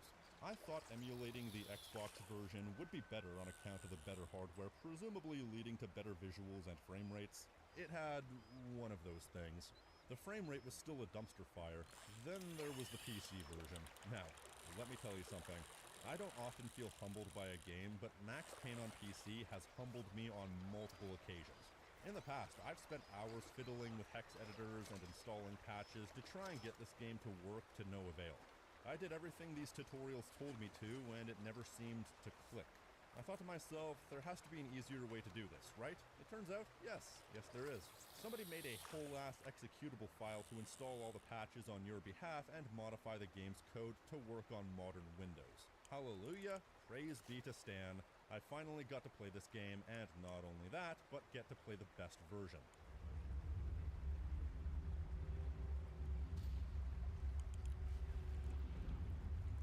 Before we start though, I just wanted to say, if you'll like what I do here, please consider liking this video and hitting the subscribe button. It greatly helps me with this mysterious algorithm that I'm at the whims of. Now, like many of the best stories, this one begins at the end, with Max standing at the edge of a destroyed helipad, reminiscing to himself about all that's happened and how he's gotten to this point. To make any kind of sense of it, I need to go back 3 years. Back to the night the pain started. After which the whole game is a flashback, and from there, Max Payne demonstrates itself to have one of my favorite types of stories. The type that starts out very sober and grounded, and where you think it's gonna stay like that, but then it gradually goes 8 ways wacky. It starts out with our intrepid hero living the American dream. He's an NYPD homicide detective with a loving wife, a newborn daughter, and the only drawback to his life is that he lives in New Jersey. But tragedy strikes when a couple of lunatics hopped up on a mysterious drug referenced as V, short for Valkyr, breaks into his house and kills his family. With his reality suddenly shattered, Max then takes up his friend Alex's offer to join the DEA, aka the Drug Enforcement Administration, so he can go undercover to investigate this drug and hopefully get some closure on his family's murder. After 3 years, they think they finally have a breakthrough in the case, but then suddenly Alex, the same cop from before, is murdered by an unknown assailant and Max is blamed, meaning that Max is forced down the rabbit hole of the criminal underworld to try and find out who was really responsible, solve the mystery of V, and clear his name. Starting off going after some mid-level gang leader and his subordinates, only to gradually find himself having to move up the ladder while being hunted down by every mobster and every cop in the city. And the game keeps up the act of being a relatively sober crime drama for the first 2/3 of the game, as you eventually go after one of the biggest crime lords in the city, Angelo Punchinello. But they hint at something bigger being at play here, most notably in the random phone calls you get from somebody named Alfred Woden, who seems to always be one step ahead of the cops and is able to warn Max of any incoming dangers. My name is Alfred Woden. You must hurry. The police are on their way. Tell me something I don't know. They know you're there. How? And what's it to you? I will contact you again. Or even as far back as the day that Max's family was killed, where there was a mysterious symbol painted on the wall, followed by an ominous phone call from a female voice saying that she can't help him. Listen, someone's broken into my house. Call 911. Is this the Payne residence? Yes, someone's broken into my house. They're still here. You have to... Good. I'm afraid I cannot help you. Who is this? Hello? Wait a minute, why would he tell someone else to call 911? Hello, operator, give me the number for 911. And this leads to the game going bonkers in the third act, with such things as a secret society of rich people called the Inner Circle, double agents in the DEA, and a major conspiracy surrounding a pharmaceutical company manufacturing illegal drugs to be distributed on the streets. The final villain ends up being this woman, Nicole Horn. It turns out that the entire game's plot hinges on Project Valhalla, a secret Gulf War era military project dedicated to creating a substance which would increase the stamina and morale of soldiers. But after lackluster results, the project was shut down, only for Nicole to illegally restart the project under her pharmaceutical company called Acircorp. She's been running experiments on innocent people ever since, all in the pursuit of illegally manufacturing and distributing Valkyr through the criminal underworld for massive profit, while paying off or killing anybody who gets in her way, which is how Max and his family got involved. Because Max's wife worked for the DA's office and had just uncovered evidence that could have compromised Nicole's entire operation. Meanwhile, the Inner Circle was powerless to stop Nicole because she's a former member and has dirt on every single member. I guess this was during a time when there was a token expectation of rich people facing consequences. Seriously, I love how weird the story gets with its conspiracy nonsense and what amounts to the Illuminati pulling the strings behind the scenes. This game is unashamedly neo-noir, which is a genre defined by taking aspects of classic noir cinema and mixing it with more contemporary elements. You have Max, the morally ambiguous private eye, as the main protagonist. The story features a large-scale investigation, conspiracies, the femme fatale, a grim tone, and an even more grim setting. Seriously, if you were to look up the common tropes associated with neo-noir, this is pretty much everything about it. Which is good, because I've come to realize that neo-noir is actually one of my favorite subgenres. I just love the style, the aesthetic, the storytelling. It's all equal parts compelling and completely cheeseball. I mean, Max himself is a perfect example of the juxtaposition between being grim and being a bit corny, given that his narration is entirely conveyed in purple prose, but he has so many great try-hard lines that are memorable in their own right and fit the tone they're going for. Outside, the mercury was falling fast. It was colder than the devil's heart, raining ice pitchforks as if the heavens were ready to fall. Everyone was running for shelter like there was no tomorrow. It didn't get any better when I got to the subway. The feeling hit me like a point-blank shot straight in the face. Something was not right about this. And the voice fits perfectly. Max is portrayed by the late James McCaffrey. Only in voice, though. Visually, he's portrayed by the lead writer Sam Lake, who has since worked his way up into being the creative director at Wembley Entertainment. Through the game, you find yourself in many digressions in the main plot, meeting several fun and interesting side characters, such as Mona Sachs, a hired gun who you're sort of aligned with, as her sister is the wife of Angelo Punchinello, and she wants to kill Angelo for the sake of her sister's safety. She ends up drugging you to keep you off the case because she thinks it would put her sister in further danger if you ended up on the case. Then there's such characters as Vladimir Lem, who's one giant Russian stereotype to the point of having a vanity plate that just says vodka. But he's also allegedly the old school style of mobster who believes in honor and respect, by Max's admission practically making him one of the good guys. And you work with him on a couple of occasions for the mutual benefit of both of you. You're dead, Max Payne. I might have laughed if I remembered how. In fact, he's the one who drives you to Angelo Punchinello's manor once you do a favor for him. Vinny Gognitti is another funny one, a mid-level gangster who's a total wiener and you have to chase him down and extort him for information. He's actually one of the few mobsters you leave alive, surprisingly, all because he's too ineffectual. Oh my god! Oh god, you shot me! Ah! You're dead, Pete! And finally, Alfred Woden himself, who is such an interesting character because he's so mysterious. He's this all-seeing, all-knowing figure who's always one step ahead of everyone, to the point where even when armed guards roll in and kill the inner circle, he manages to fake his own death and pops right back up. Only after the mercenaries have come and gone, obviously. Funny, you'd think that the mercenaries would be well-trained enough to double-tap just in case. Although it is morbidly funny that they introduce the Circle as this all-powerful force, and they immediately kill all but one of them. If there's one thing I can say I don't like about the story, it's that sometimes it's hard to keep track of who's who. There are a number of characters who are distinctive enough that it's pretty hard to forget them, but then I completely forgot who this guy was by the time he showed up. I genuinely could not remember if I'd seen him before he showed up in the third act. I did not draw the connection that he was the person who killed Alex, though props to them for making a lot of the minor characters memorable, even if I couldn't tell you their names, like these guys. That kind of depends on who's asking. A friend or a gentleman. Don't answer. Just one of them, how you put it, rhetorical questions. You know, I know the pair of goofball stooges underneath the main antagonist thing is sort of a trope, but these two guys are reminding me of something, but I can't place it. Plus, I think this game has a few pretty superfluous levels as far as story is concerned. Sometimes for the better, sometimes not so much. Like that moment where Max gets so desperate to try and beat Punchinello one-on-one, he offers to meet him in a neutral place, which then immediately gets blown up, because what else did Max think was gonna happen? Still, it's all worth it for that last chapter, where you get to explore a secret government facility, the Circle's secret hideout in a giant mansion, and of course a giant skyscraper, where you finally take down Nicole Horn, the embodiment of Karen personality. It's ridiculous you've made it this far. You won't be alive. She's kind of the perfect villain for this. She's a paper tiger who can't defend herself, but has hundreds and hundreds of hired mercenaries behind her. And you finally kill her at the top of the skyscraper, which is notably a little closer to heaven, the name of the final act of the game. Though I think it would have been more fitting if it was called A Little Closer to Valhalla, considering that this game actually takes a lot of cues from Norse mythology, which wasn't by accident. Sam Lake was apparently very open about basing the game on Norse poems. I mean, it starts out with the entire background setting of the game.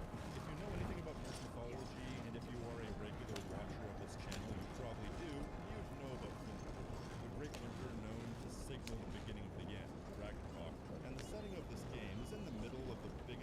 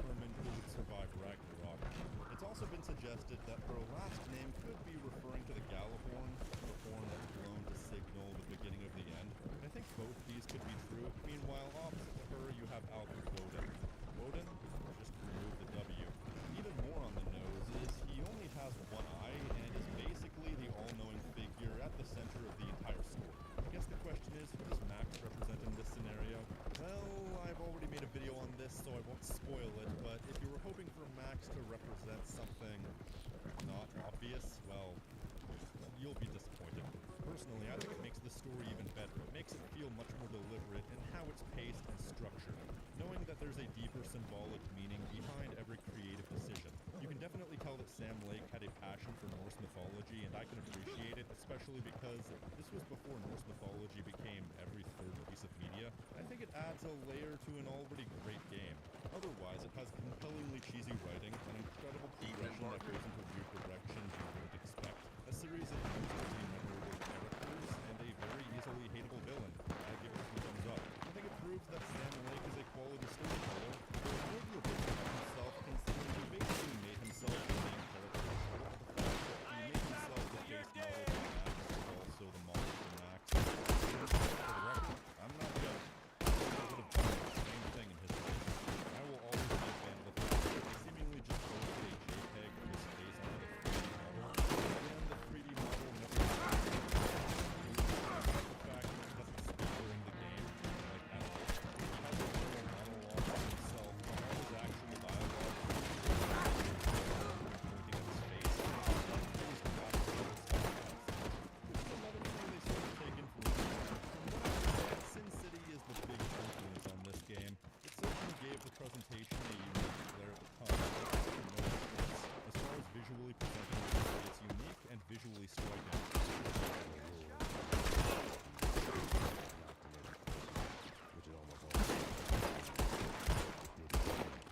It's also funny just how many of these characters are portrayed by people close to the studio, like how Nicole Horn is apparently played by Sam Lake's mother, which I think is adorable.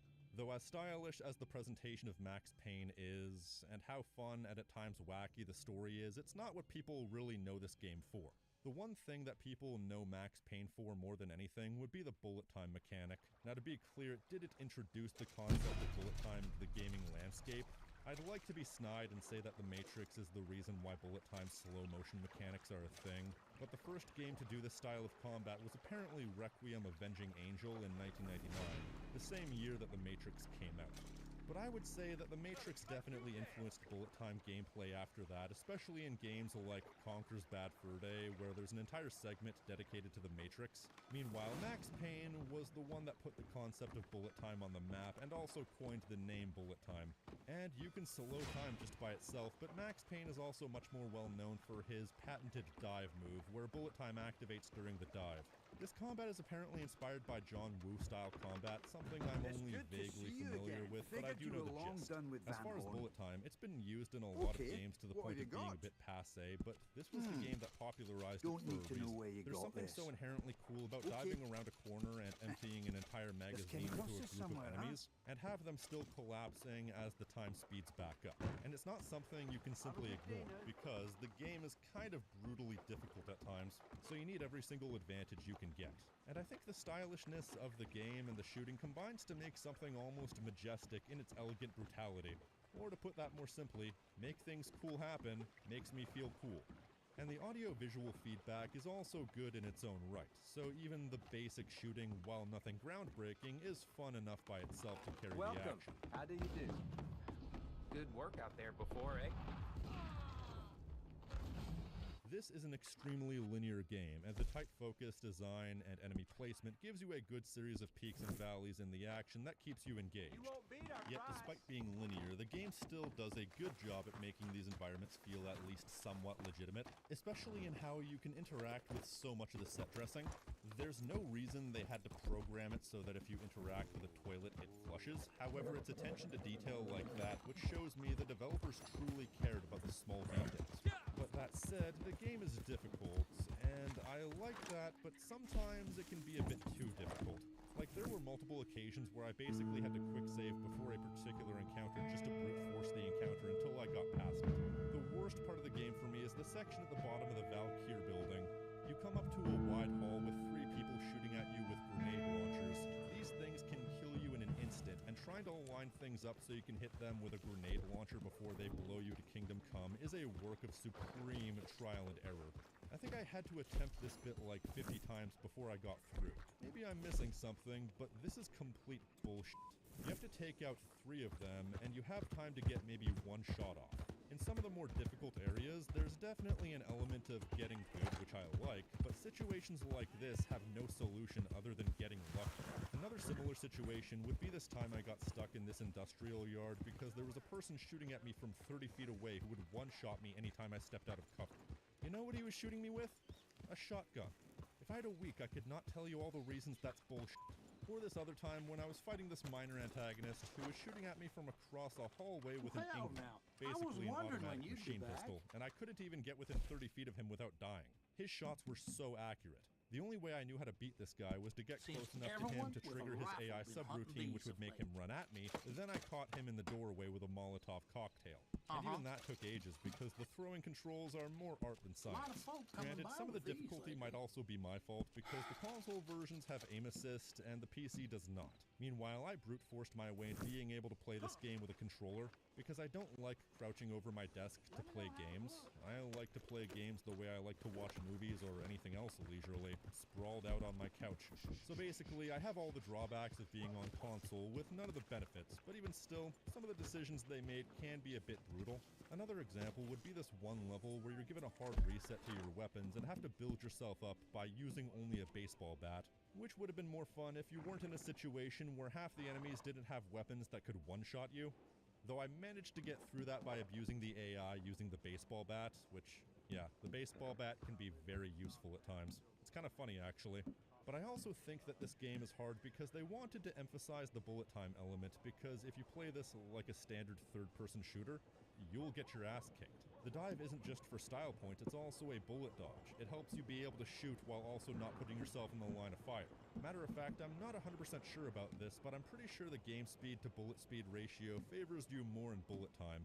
What I mean is, unlike a lot of shooters, they don't just program it to where if your crosshairs are over an enemy and you pull the trigger, it's a guaranteed shot. They actually model each individual bullet along its trail to its destination. And of course, they move so fast in regular gameplay you barely notice them. But like I said, I'm pretty sure the rate bullets slow down in bullet time is more than the game slows down, if you follow me. Emphasizing just how important it is, which I'm okay with. It makes it more fun. And the way they model the trajectory of each individual bullet makes the way the weapon variety comes into play even more fun. For example, the Been a Ingram while uses up since you ammo came through like town, crazy. ain't it? So for me, Got it became everything a you sort need. of last Have a look. resort weapon when I was running out of options and being surrounded. Because if you spray into a crowd, you can take them all out double quick. Meanwhile, the standard pistol, especially dual-wielded, is slower but much more accurate.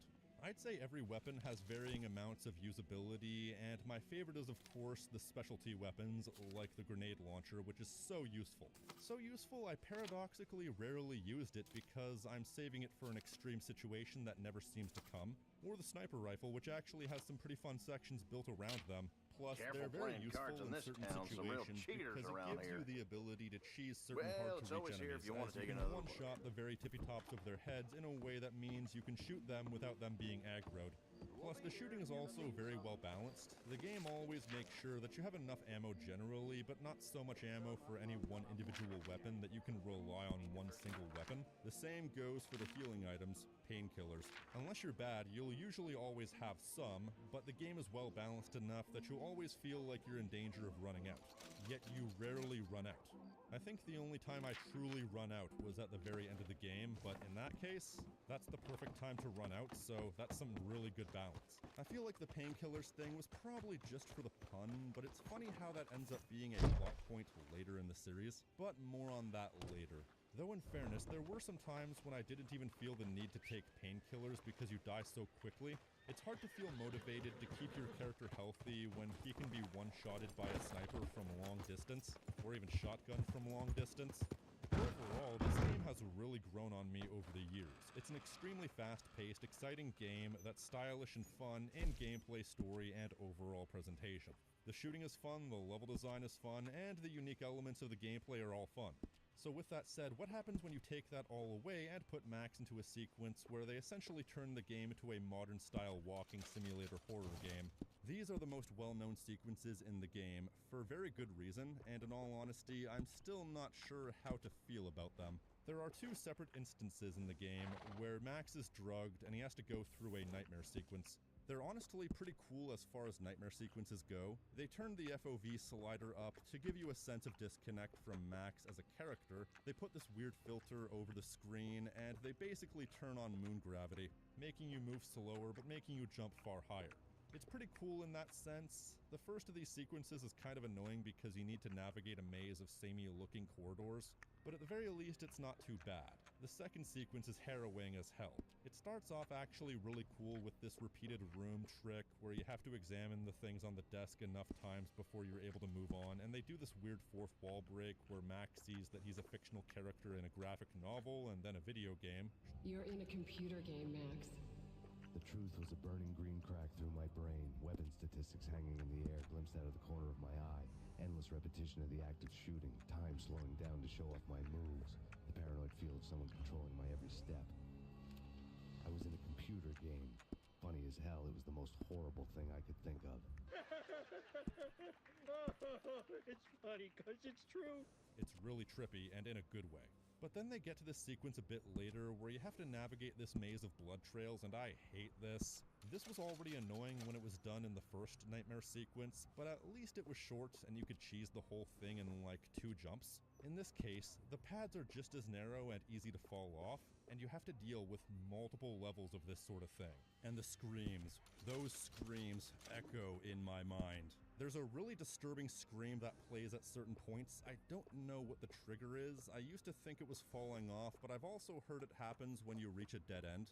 Doesn't matter. I played this part of the game legitimately once and never since. Since then, I have always muted the TV and watched a step-by-step walkthrough of how to get through this part, because I do not ever want to hear that sound in my ears ever again. I'll save your ears and not show you the sound, but let me tell you, there's no other word for it than just plainly upsetting. Whoever designed this level is evil. That's why I'm conflicted about these sequences. They work for what they are, but they're also perhaps a bit too deliberately annoying. One could argue that they're the low light, but then the ending of the game is easily the highlight, with you, the unstoppable force, mowing through Nicole Horn's own personal army to the point where the army even acknowledges you as being unstoppable.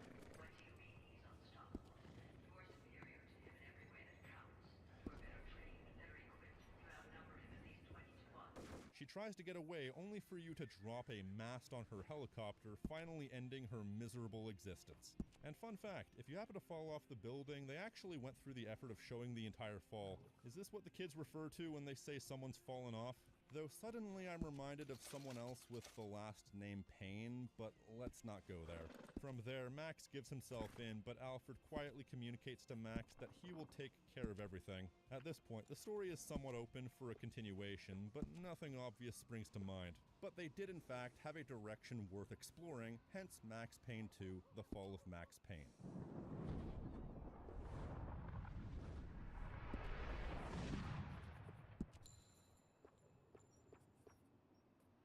The title of the game may make you think that this game is going to be about the ultimate fall from grace of Max Payne and perhaps even the end of Max Payne, but that's not the case.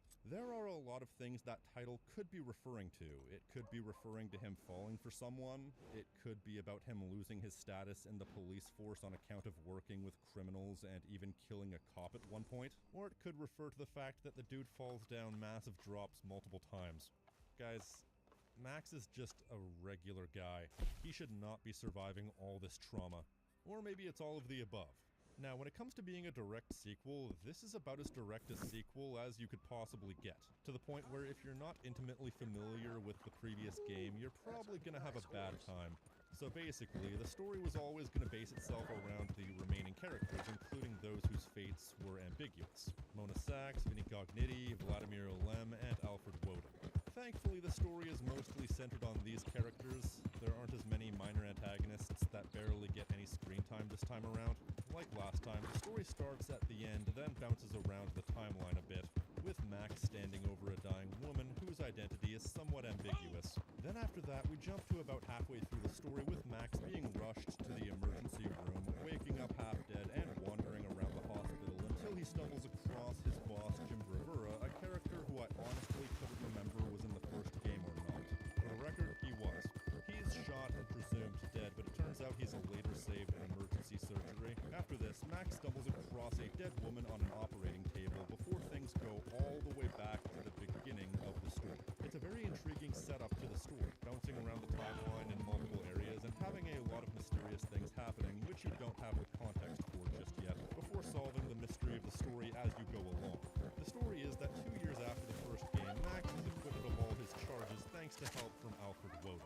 So he returns to his old life as an NYPD homicide detective, but this time around a new threat shows up called the Cleaners. These hired guns who operate a cleaning business as a front. They've been hired to kill everyone who knows about the Inner Circle. This includes Max, who they've been staking out for weeks, if not months. He opens the door and boom!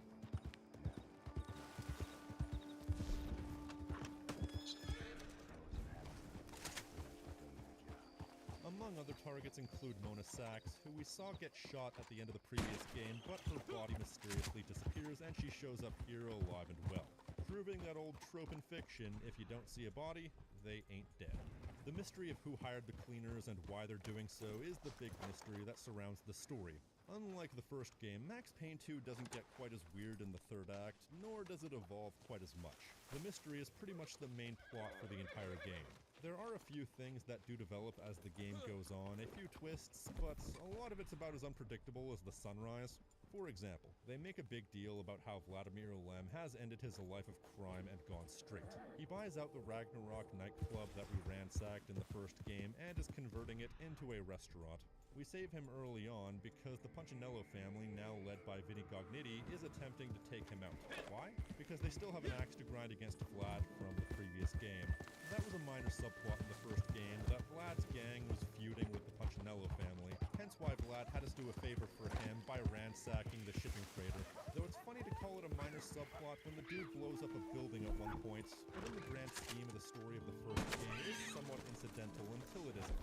But yeah, now Vinny is ostensibly a high-ranking member of the Punchinello family, but he's still somewhat pathetic, hence why it would be very weird to make him an upper-level villain in the story. Meanwhile, Vlad was noted as having principles in the first game, noted as no longer being a criminal in this game, and also has several very suspicious moments despite acting very nice to you. Most notably asking Max about if doing the wrong thing is your only option, if it's really the wrong thing to do. We're in business. Supplies are looking healthy right now. Okay, this'll have to do. Okay, so I heard some of our competitors have gone missing. Yeah, Would you that's go a see if you can track them down? They couldn't Feels make like him a the more sporting obvious thing to twist do. villain if they And I sure tried. hope nothing Well, it bad's turns out, happened to not him, but only is if it Vlad a has, twist well, villain, he's no also a point letting junior your member of supplies the go to Inner waste. Circle. You see, Always after look the for the first silver game, what lining, remains I of the say. Inner Circle Just has keep your fractured eyes into factions, with Vlad leading the most powerful faction. He's attempting to consolidate power, become the de facto ruler of the criminal underworld, simply by taking out what's left of the Punchinello family and taking over the Inner Circle by eliminating anybody who opposes him, as well as anybody outside of the secret society who knows about it. Presumably to prevent interference from outside sources if anybody not aligned with him eventually tries to go public with information to ruin his operations. Much like Nicole Horn in the first game, Vlad is aligned with high-ranking members of the police in this game, which is what will keep him potentially legally safe in the future.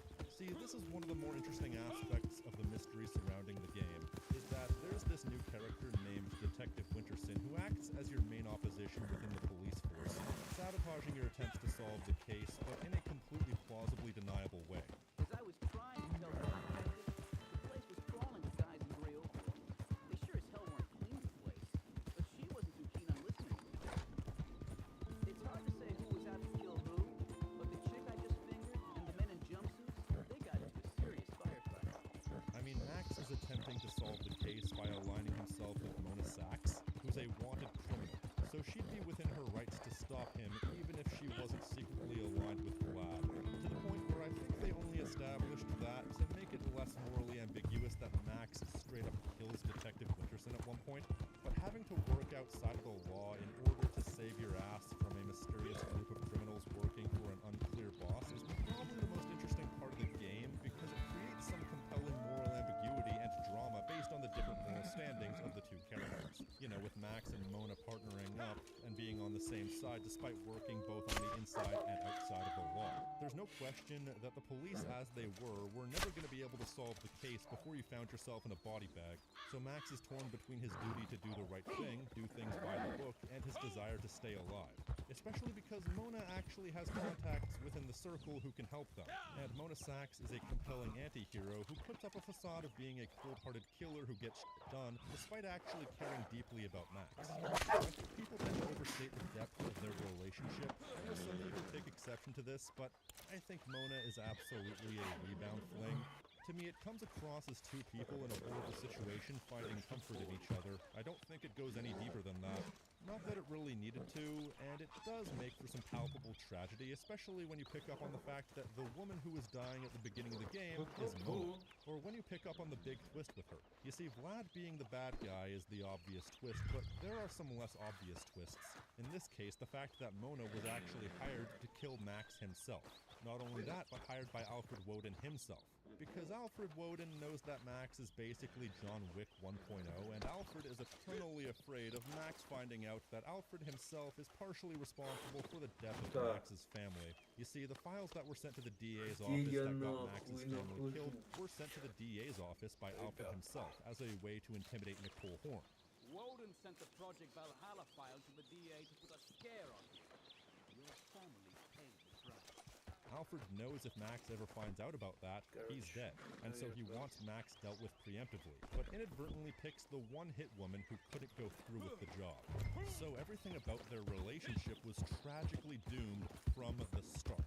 And even though Vlad was a total bastard in the end, he told the truth about Mona. Personally, I think the overall drama of the plot is good, even if the story doesn't quite have as many interesting parts as the first game. And with that said, I also think the writers were a bit obsessed with the idea of making sure everybody's story got wrapped up. Hence, there are a few contrived elements to get people in specific positions to tell the story they wanted.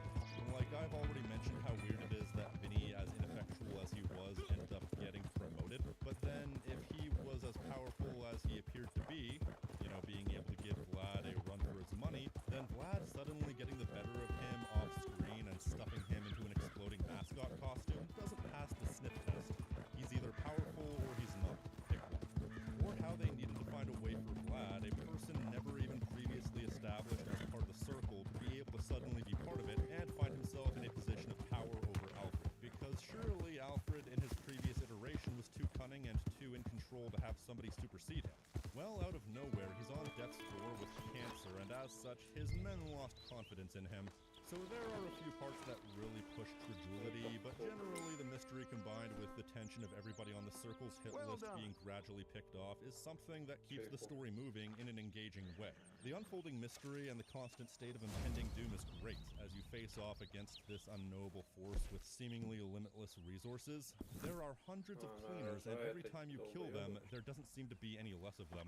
And the way it builds into this multi-level hierarchy that includes the betrayal of both your superior officer and a person who pretended to be your friend is very compelling. And they continue to make the dramatic tone and writing as awesomely cheesy as it was before. The past is a puzzle, like a broken mirror. As you piece it together, you cut yourself. Your image keeps shifting, and you change with it. It destroys you, drive you mad. It could set you free. The purple prose, the exaggerated metaphors, it's all there and arguably even better than ever. Just without the snowy backdrop causing Max to make several dozen metaphors about snow.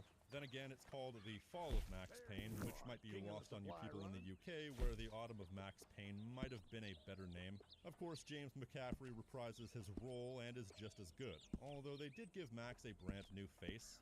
I presume it's because they wanted to actually give him in-game dialogue this time. As far as the gameplay is concerned, there's really not much to differentiate the experience as far as the core moment-to-moment level. It's the same run-gun fun that defined the first game, with the same dive move that punctuates every single fight. Most of the weapons are the same, with a few exceptions, like the MP5 submachine gun. As far as the gameplay is concerned, the things that are different are mostly just tweaks. For example, I think the game is quite a bit more reasonable as far as difficulty is concerned. It's still difficult, don't get me wrong, but it's more difficult in a fair and balanced way. If you keep your wits about you and pay attention to everything going on around you, you're very likely to survive most combat scenarios. There are a lot fewer instances where you get sniped from 50 feet away from a guy holding a shotgun, for example. I will never be over that. Which I think makes for a much more smooth experience where I'll die, but it's mostly always my fault for not paying attention to what's going on around me. I'll neglect to check around the corner or something and get shot dead. You still need to quick save pretty frequently in this game because it's still entirely possible to get taken by surprise, and as a matter of fact, the increased confidence you get from the more smooth difficulty means it's possible to get a bit overconfident and get yourself into unwinnable situations. Another one of the minor tweaks they did is that they slightly changed the way bullet time works. First of all, you don't immediately get up after you land on the ground after a dive. You can stay on the ground and continue emptying your magazine into enemies, which means you have more of a chance to finish off remaining enemies, but you're also leaving yourself open to attack. Then there's the change where they give you more control over your dives, which means less accidental falls where you dive at the wrong angle, at least mostly. You can change the distance of your dives, not the direction. They also introduced this feature where if you kill a certain amount of enemies in a short amount of time, your bullet time gauge will turn yellow, which means bullet time is enhanced. Meaning the ratio of game speed to bullet speed becomes even more skewed in your favor. I think you do get access to enhanced bullet time a bit too easily. Like, yeah, you kill a certain amount of people when the gauge is full and you get enhanced bullet time. But in practice, this essentially gives you unlimited bullet time because it fills up so quickly by itself. And the amount of enemies you have to kill to get the enhancement isn't nearly enough. And it's not that it's so necessary that it's a make or break factor of the game's playability, at least not as much or as often as it was in the first game. But if you are the type to use it a lot, then the game makes no bones about allowing you to do so. Another minor tweak they made is that there are no melee weapons, like at all. Instead, they introduce melee as a secondary attack you can do if you're holding a gun, but if you have no guns, then you have no means of melee. I think this was specifically done for the sake of this one sequence where you're stuck in a hospital with no weapons and no means of attack. If they gave you the ability to use melee attacks without having a gun, this section would have been way too easy. They also tie in throwable weapons into the same slot as melee attacks, under the blanket heading of secondary attacks, which I think is good because fumbling around for throwable weapons in the grander weapon selection in the first game took way too long for them to be useful, especially when switching back and forth. So having a gun in one hand and a secondary weapon in the other hand makes them more usable. Though you don't really need many throwable explosives in this case because they have a weird obsession with environmental explosives here. Sometimes the chain reaction will cause entire rooms to explode before you can even walk in. Another change between the first and second game would be their philosophy surrounding the level design. While the game is still linear, they made an effort to make the world feel more legitimate. There's a sequence of levels where you're hopping around Max's apartment building as you're attempting to escape the cleaners, and it feels like a legitimate lived-in apartment building, to the point where they even add several non-hostile NPCs that help you out in various ways. One woman absolutely annihilates one of the cleaners and offers to give you some painkillers. Another couple people offer to be your support characters, offering cover fire to help you out. Although at one point I wasn't expecting to see a non-hostile NPC and accidentally blew them away. That was a surefire reload. And in some cases, NPCs are just doing their own thing, like watching TV and even complaining if you get in front of the TV. Yeah, I know what you're thinking. I know it. But they're smart animals, real smart. They know what you tell them. They know what they lie. Don't. Lady was well behaved, took to her saddle, like me good. Until today. Oh, she went, and you know what? Good on. A lesson to us all. Oh, my back sure is sore, just as ridiculously big in this game as it did in the first game, but otherwise an effort's been made to make these areas feel more legitimate, which makes it easier to find the word. That's not to say it's necessarily immersive, but it's at least believable. Personally, I think the absolute best new addition to the game is ragdoll physics. The first game had an attempt at what looked like simulated ragdoll physics, where enemies would fall over relevant to specific contexts, and while you could be tricked into believing it was at least slightly organic, it was all still pretty big. Now they've added a physics engine to all the enemies and loose objects, and it makes the combat so unbelievably enjoyable. Enemies hilariously fly through the air when you shoot them, and if you shoot them mid-dodge roll, they fly like torpedoes. Plus, when the physics engine also applies to a lot of those loose objects, it's awesome, because the smaller the object, the less weight it has, and the more you can manipulate it.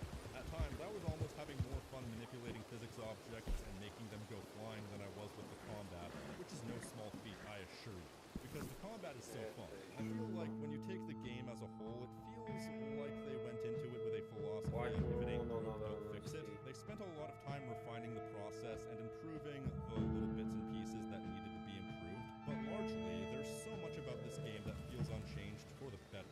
It's very much Max Payne another one, and I don't think it needed to be anything else. But they still improved the level design and combat while mostly rearranging the furniture for everything else, making it slightly distinct, but still very much akin to the first game. And And I suppose if it does some things better, that must mean it's a better game, right?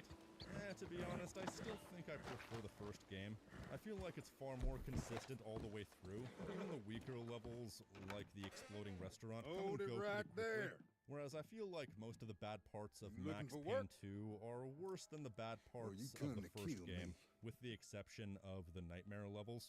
Most notably, that level where you have to protect Vinny Cogniti while he's wearing a mascot costume rigged to explode if he takes it off. It's essentially an extended escort quest, and you know how much we all love escort quests, especially when they go on forever, consisting of like 15 minutes worth of enemies. Plus, you also need to consistently be paying attention to where Vinny is, as well as where the enemies are coming from. If you lose track of Vinny or don't see an enemy coming through the window, it's very easy for Vinny to die. And then you might end up in a situation like me, where I accidentally saved my game seconds before Vinny died, so I ended up having to do the level twice. There's too much to pay attention to, it's too slow, and it's just plain boring. Plus, Vinny got caught up and kept walking into a wall right before the ending, so I had to kill him to reset his broken pathfinding. This has happened in multiple playthroughs, by the way. I absolutely hate this level. And then shortly after, you have a level that's somewhat similar to the exploding restaurant level in the first game, except it goes on for twice as long.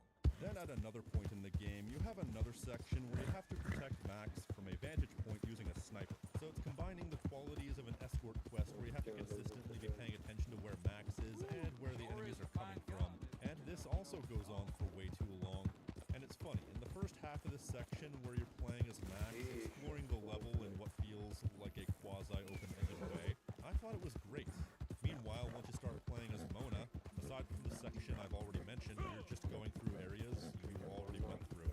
You know, thinking about it, the last two examples have you playing as Mona. Is it perhaps the case that Mona makes for worse gameplay generally?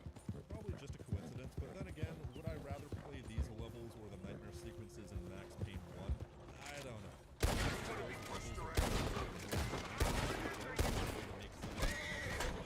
Though at the very least, the nightmare sequences in Max Payne 2 are much more tolerable. It's a bit than the first game. I guess when they opened the levels up, the levels feel a bit more like legitimate environments. It feels a bit less therefore it feels a bit less authentic playing these levels because it doesn't feel specifically designed for all action all the time. It's like a combat arena versus a hostile area. One is designed for non-stop action, the other has action, but that isn't what it feels like its purpose is. So it is a bit give and take, and I guess unintentionally, there is a bit less excitement here, not to a degree that it ruins the game or anything, but to a degree that it has marginally less fun overall. But hey, while it may have the worst missions between the two games on average, at least it has a significantly better final boss. Probably the best boss in the series from a gameplay perspective. I think atmosphere-wise, fighting on top of a skyscraper felt more grandiose, but the gameplay was just shoot two things, then shoot a third thing. In this case, you have to make your way to the home of Alfred Woden, and his guards have now gone turncoat and sided with Vlad, meaning you have to shoot your way through an army of people just to get to him. And when you do, Mona, finally proving that Vlad wasn't lying when he said that Mona was hired by Alfred to kill Max, is about to pull the trigger but can't bring herself to do so, which leads to her getting shot.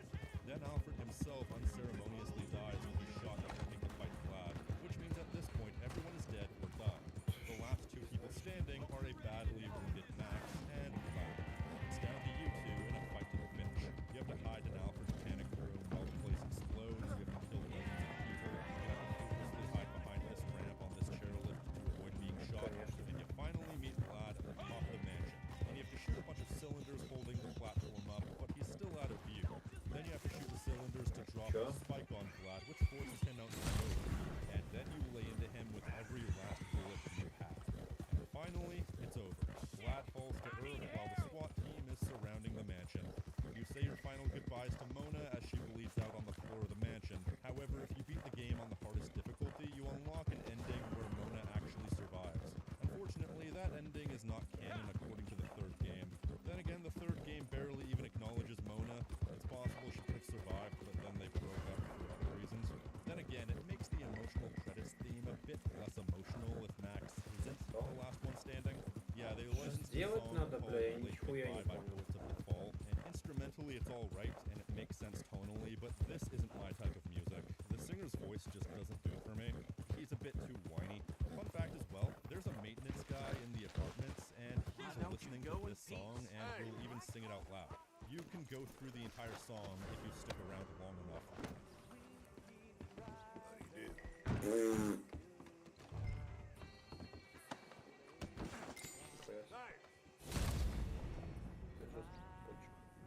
And that was Max Payne 2, The Fall of Max Payne. The Fall of Vladimir Lem, more like. While I think the first game is the better overall experience, this game is absolutely a worthy follow-up. And I will never play the first game without also playing the second game. The third game, meanwhile, Max Payne 3, that's a whole different story.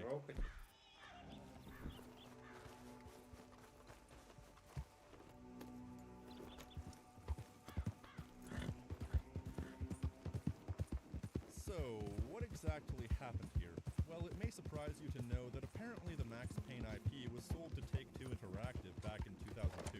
So wait a minute, it was sold before the second game even finished? Yeah, apparently the first game, despite selling incredibly well, was a bit of a financial burden on the studio. Not so much that they were in imminent danger of closing, but enough that they needed to look at their future. They opted to sell the Max Payne IP for $43 million so they could get funding for their future projects while also remaining independent. Meaning they knew Max Payne 2 was going to be the last time they made a game in the series, hence why it felt so desperate to tie everything up. Yeah, you can have our IP, but we're going to have every loose plot thread tied up, so there's no obvious way to go with the third game. Enjoy the IP. Thankfully it paid off for them, because while it did take a while, eventually they made a comeback with Alan Wake, 7 years after Max Payne 2. Lord knows why it took so long. There's probably a story behind it, but I don't care. Point is, while Rockstar Games merely published certain versions of the first game and every version of the second game, now they were in charge of a full sequel once Take-Two Interactive gave them the IP.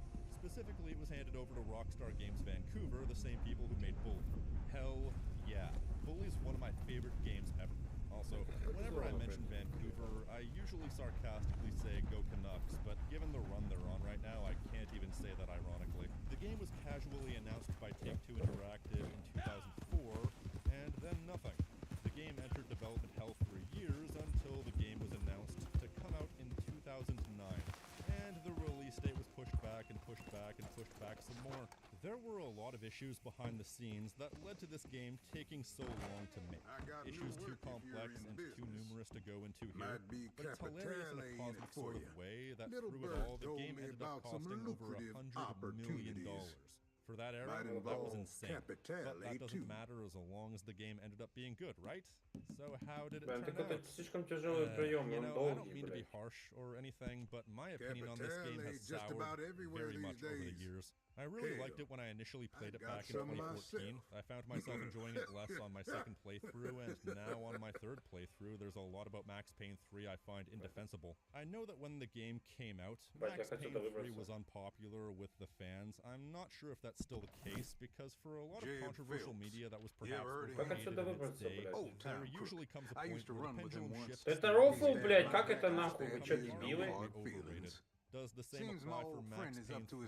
I guess the response to this video will decide that. I mean, the first thing, of course, is the story, which I like in premise, but in execution it's a bit conflicting. The game is set 9 years after the events of Max Payne 2. If you're wondering what happened between the two games, there's a 3-part comic series to fill in the gaps. And when I say fill in the gaps, a third of it fills in the gaps, a third of it is a recap of events we already know about, and the last third is showing us things that happen in the game. The parts of this that don't recap things we already know about shift between pretty good and questionable at a moment's notice. There are parts of this where it goes past tragic and enters the realms of misery porn, like how they show Max's childhood, and in particular, how Max's dad was an alcoholic, abusive Vietnam vet who was beating his wife and was surprised to kill her. 3 years later, Max returns the favor.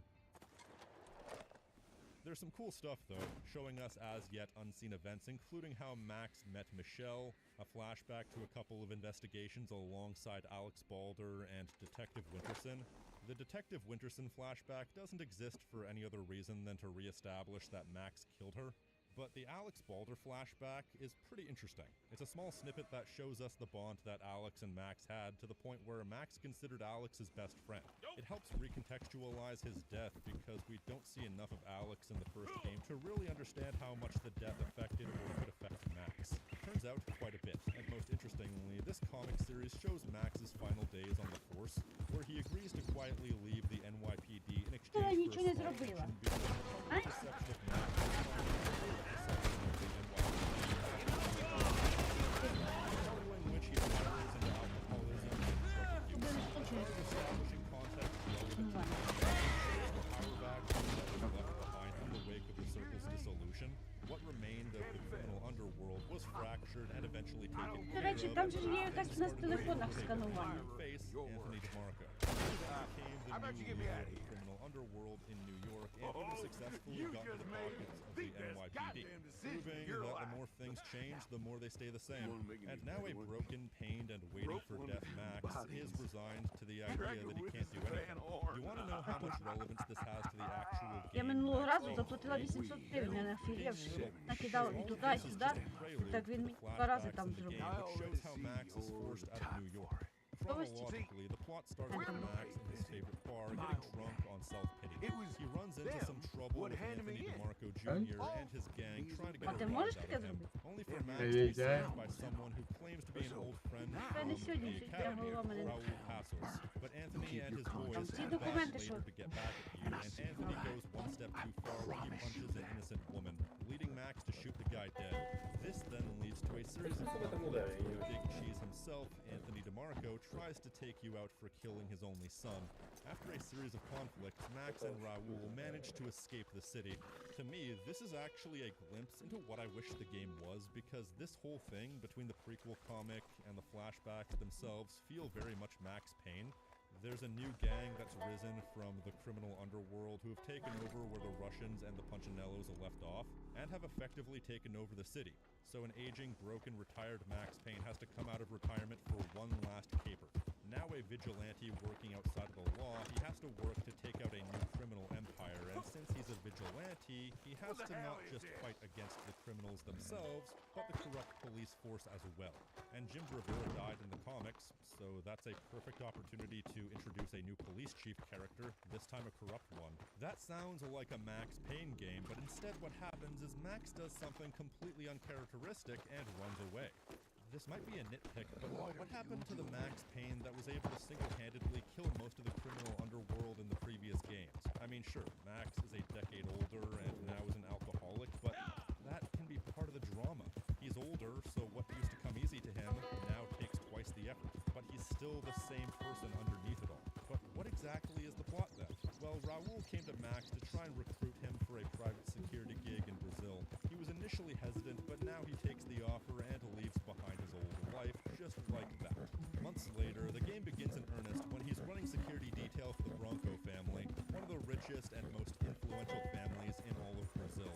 They find themselves suddenly targeted by both gangs and paramilitary groups. One by one, the Bronco family is picked off as Max tries and fails to save them.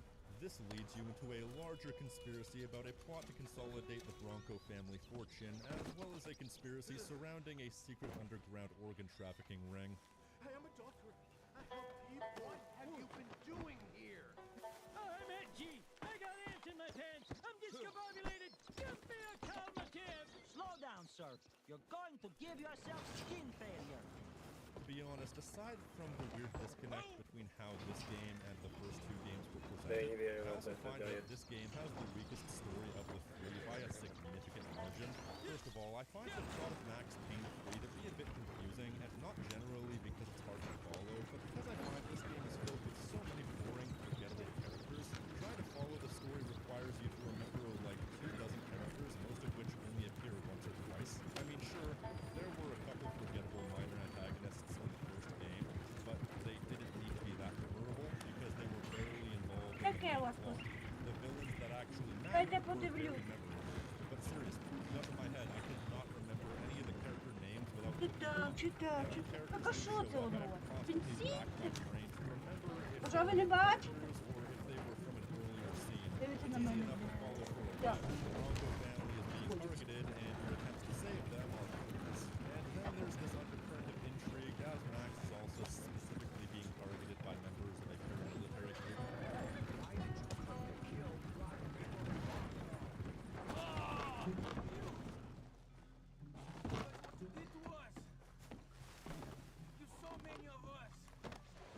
some more intrigue about a specialized chunk of the police force rolling through the slums kidnapping people. But then they get a bit too cute with the story, especially once the plot is actually explained to you. And like the fact that this game's able to completely recontextualize everything they third act. Because the twist is and a bunch of factions it all kind of flows together. So piecing it together as it's talking makes my eyes the basis of all this is that Sao Paulo was well Mr. Bronco in Little is a politician and is responded in two ways.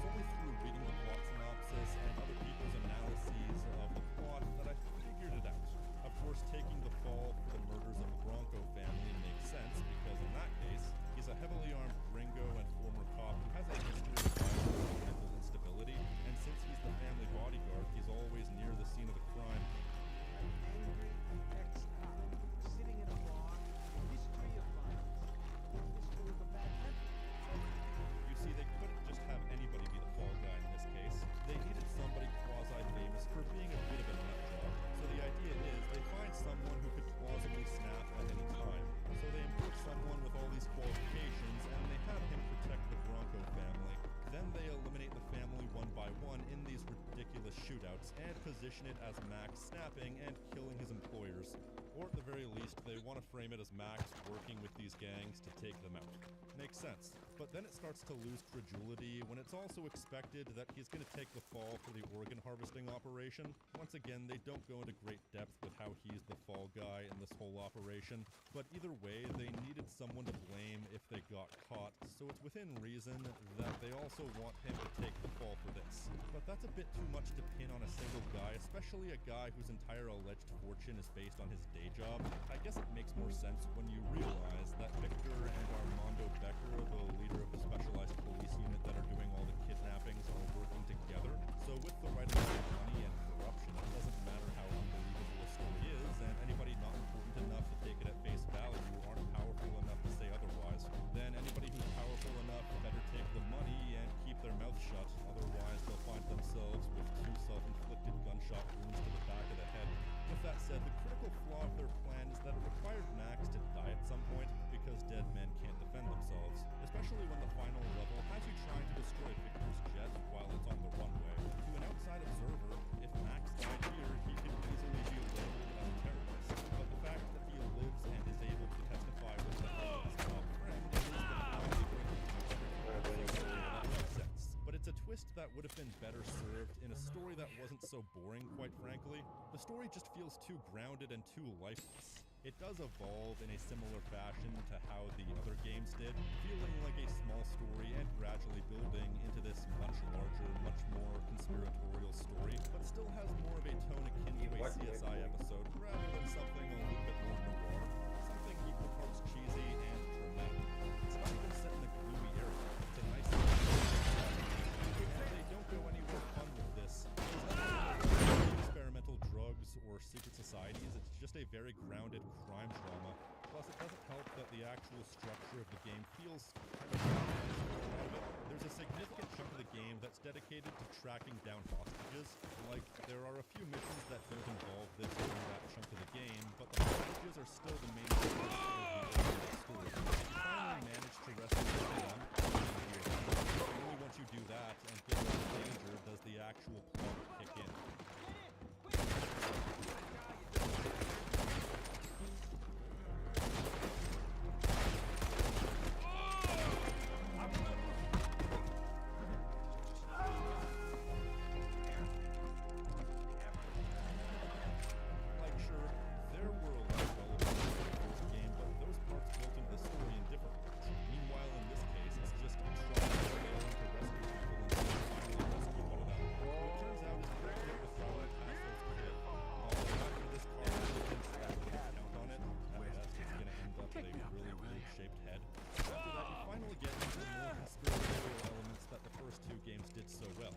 By this point, I'm already kind of over the whole thing, and it's not like the characters are interesting enough to pull me back. Max himself is pretty good, in spite of all the characters around him being a bit too dry, they've managed to capture the same cheesy, quotable awesomeness that Max had before. Now with the added benefit of alcoholism, boy, that's a road to the future. I actually feel like this is a natural extension of who he was at the end of the second game, because nobody simply gets over trauma the way it's implied he got over it at the end of the second game.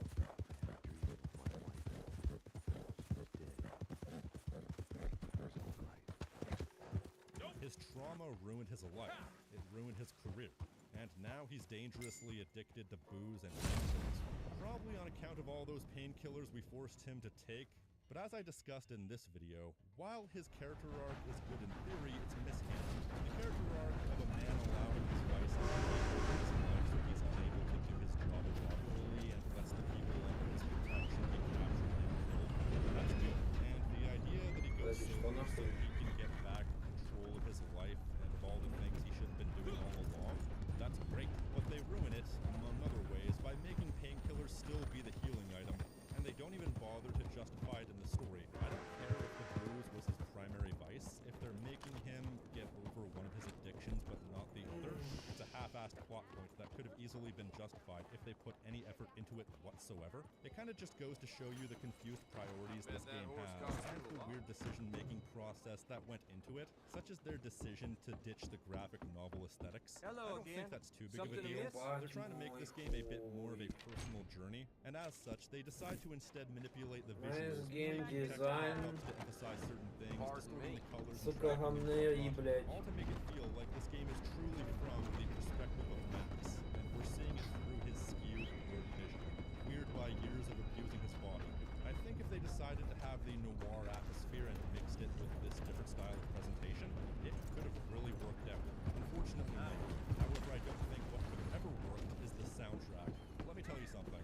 I hate the soundtrack in this game, and I don't usually talk about soundtracks because I'm fairly musically illiterate, so understand how big of a deal it is for me to say I absolutely hate the soundtrack in this game enough to actually have to mention it. Outside of the club themes, it's basically a series of collages of sound.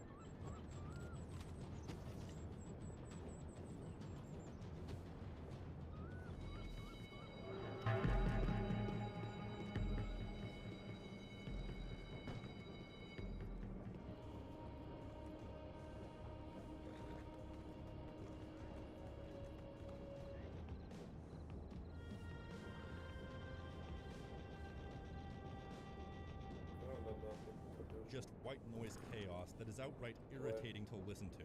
If they wanted to make this the soundtrack of Max binging, fair enough. But it extends throughout the entire game and it's insufferable. It's one of the few soundtracks that's so bad I will straight up turn it off given the chance. And then we come to the gameplay. The first two games were pretty much the same game with a bit of furniture rearranged, but the thing about this game is you can theoretically play it in the same way you would play the other games in the Max Payne series, but you won't get far, because the gameplay isn't conducive to run and gun. You see, you take damage way quicker than you would have before, and enemies are way more accurate, but so are you. So what does that mean for the gameplay? They give the game away by giving you a button that mounts you to a wall. That's right. They took Max Payne and turned it into a cover-based shooter that happens to have bullet time. Instead of a game that's fast, frantic, and frenetic, it's basically a pop-up shooting gallery I feel like taking a game like Max Payne and downplaying the thing that it does best, so I barely even use the bullet time, is a critical sin. I think the rule of fun should take precedence, and I just don't find this fun. At least, not as fun as what the series is known for. Whenever this game is threatening to get a good pace going, something happens and I find myself either forced into cover or dying. And I think they knew you took damage too quickly here as well, considering if you have painkillers in your inventory when you run out of health, you enter this sudden death mode where you have to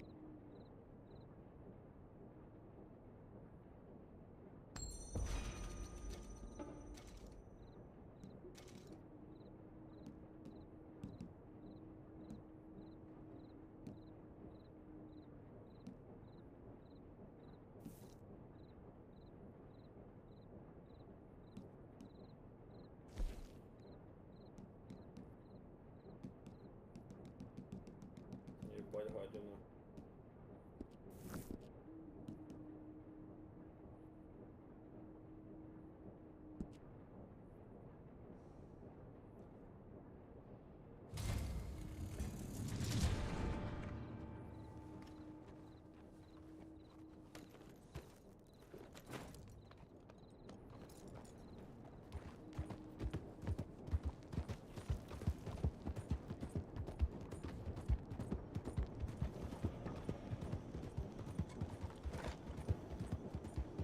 Ну это, блядь, рофл нахуй или что? What's the problem here? Real nuisance, you know?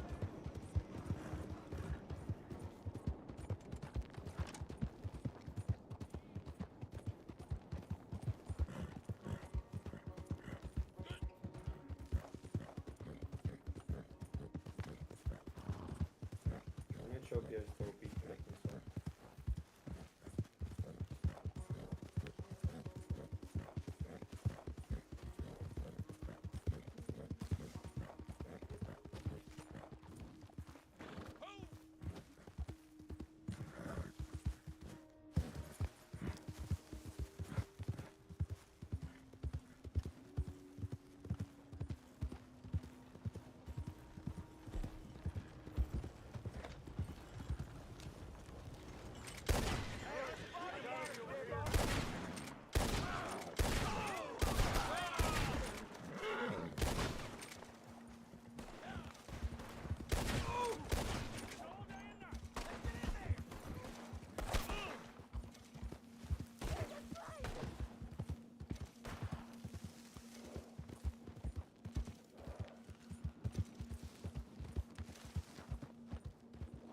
Что, блядь?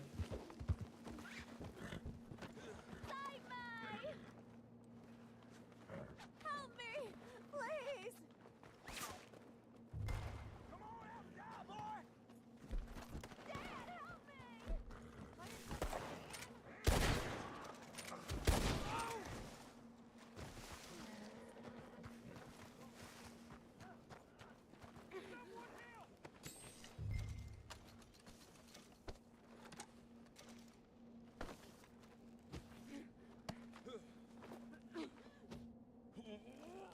Go to hell! Help! Help!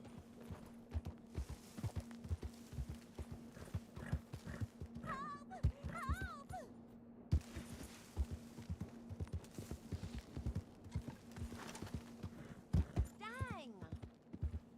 Кто?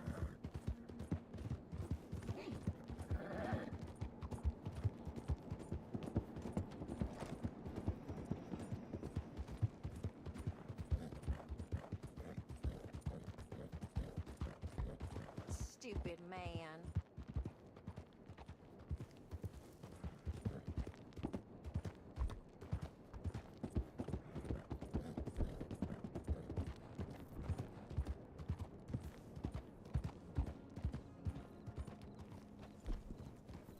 Takes alive! Will now.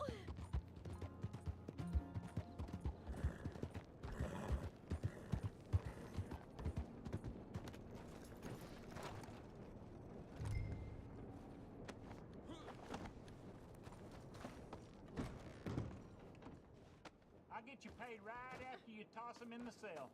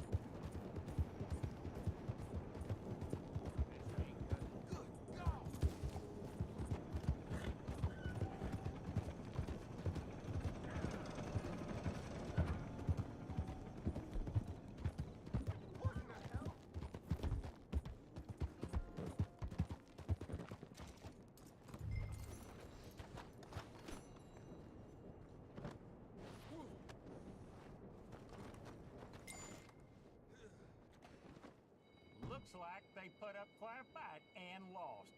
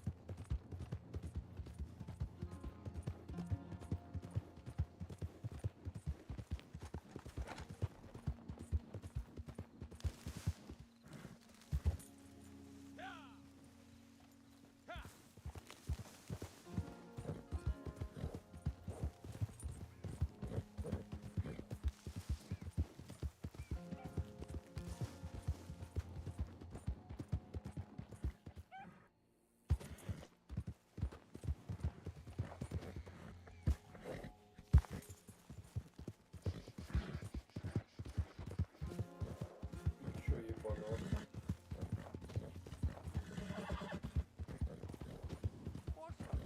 Хуя там мастерочек.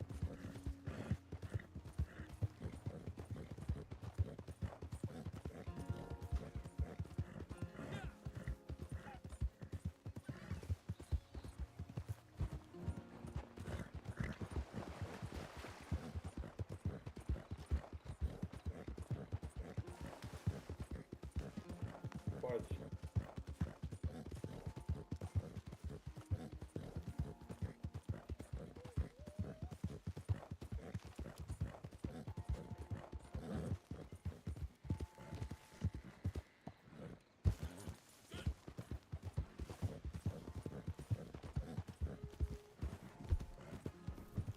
Don't get smart.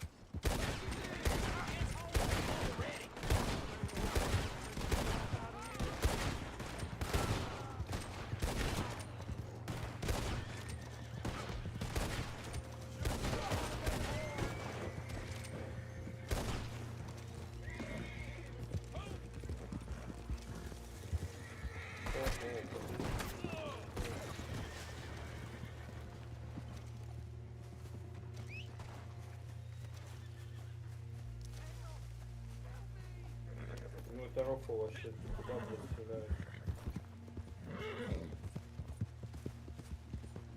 Да я ебал в рот, но это рофл, блядь, челы ебать стреляют, все в меня попадают. Вы чё, рофлите вообще нахуй? Найс, блядь, дерьмо. Найс вообще моб, блядь, дерьма. 4 надо чего, блядь, попадания, и он летает. Стреляет, блядь, еще.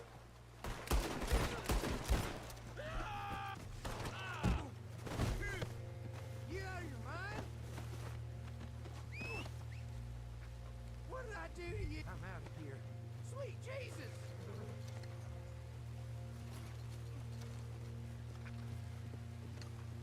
Вот что?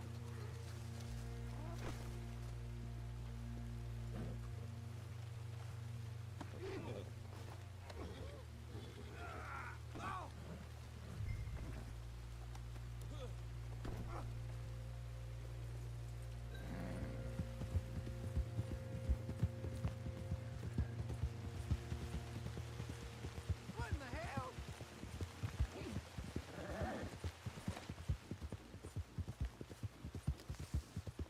Damn it to hell!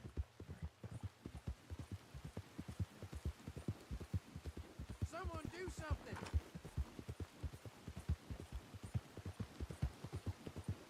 Help me! Anybody!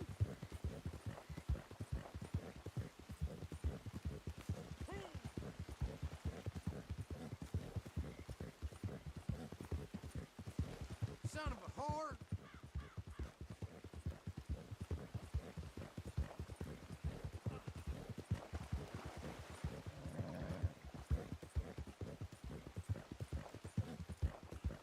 Ебать дерьмо нахуй, я ебал.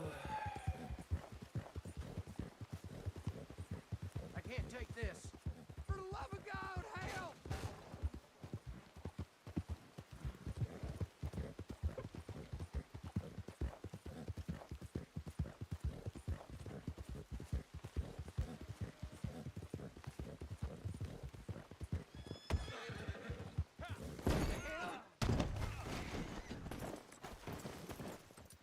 Girl, Emma.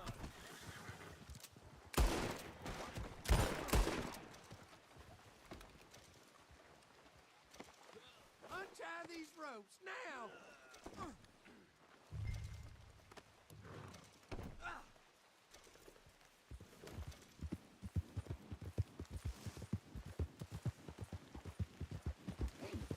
Вікном валявся. Mercy me.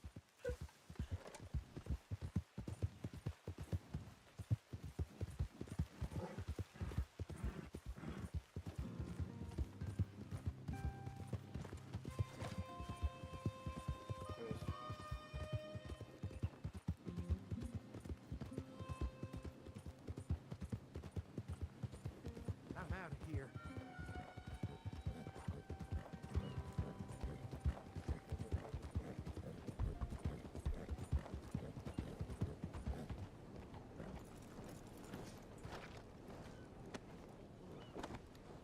Don't you run away from me! Surprised you brought him in breathing. More mercy than most. All right, take your money.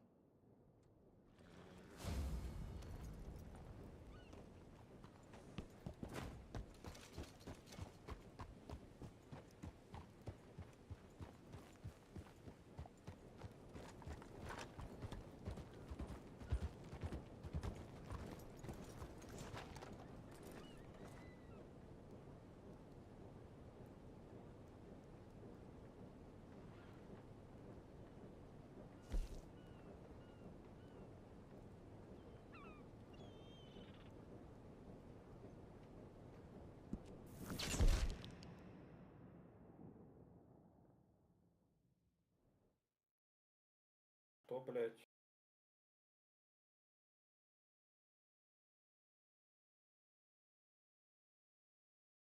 Угу.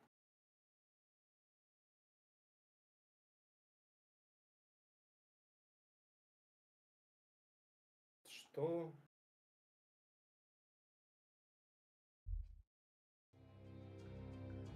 Mr. Philip Carlier.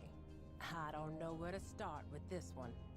I remember when his Почему poster ты уже не first went up. кидаете ничего? Mild-mannered, they said. Well, they all are, until they ain't. I might have even looked for him too, but none of us could find him. It sounds like they spotted him in the swamps. If that's where he's been, on the run all this time, then God help him. Ain't much in the way of company out there, or much that won't try and eat you or put you on a pike. Got to ask what years of that might have done to his mind.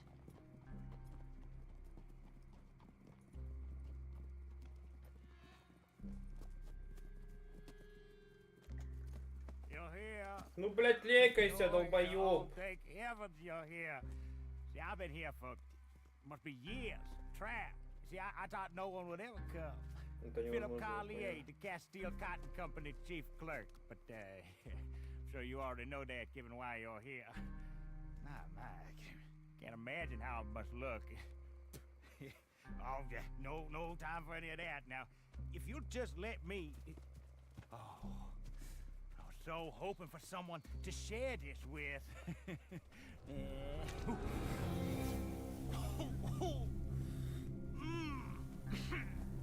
Comes on rather strong the first time, does it not?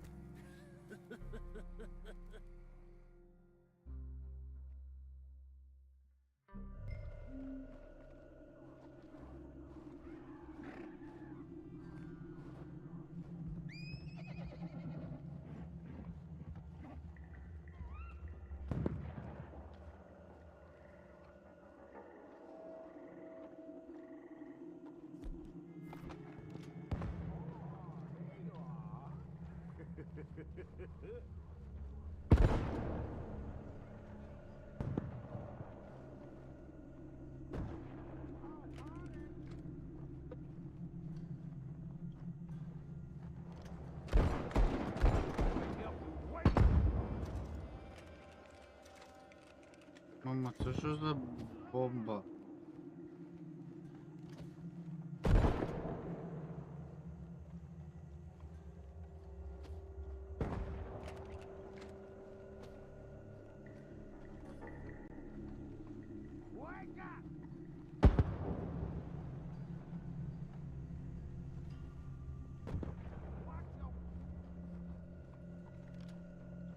Это ебать, конечно, вы придумали, блядь, говно.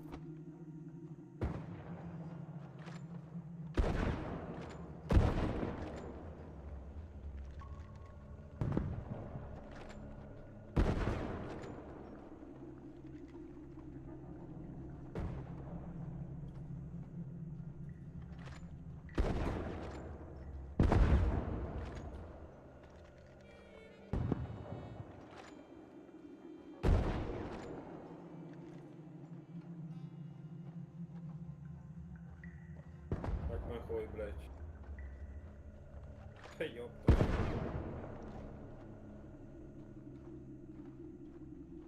Просто первый раз разве я его убиваю?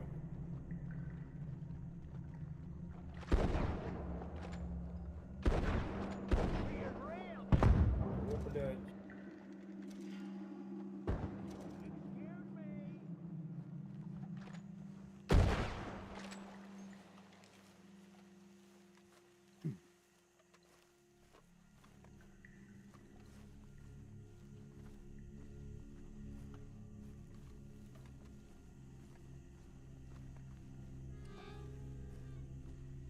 Здорово.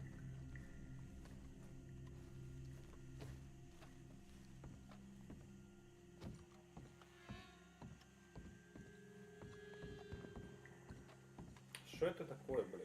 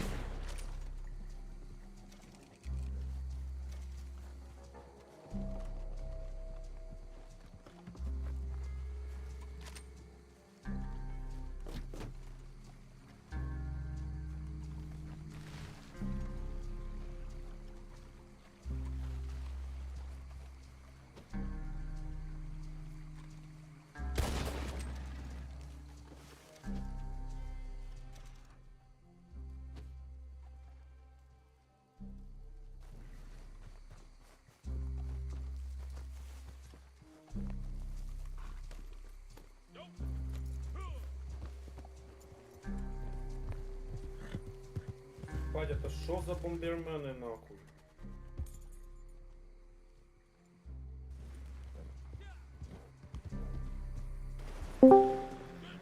Это что?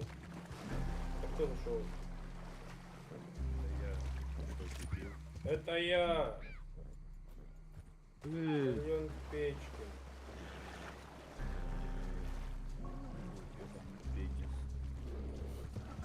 Знаешь, что тебе опять хуёво?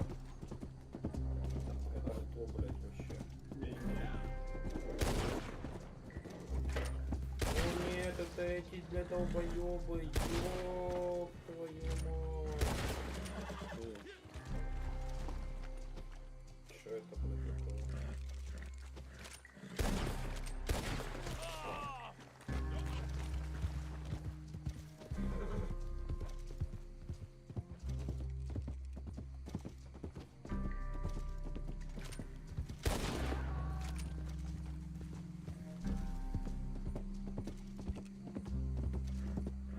Что вы делаете, гады?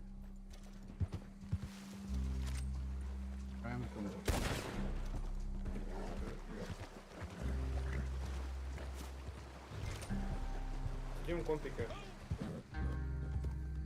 А сколько еще нахуй волн?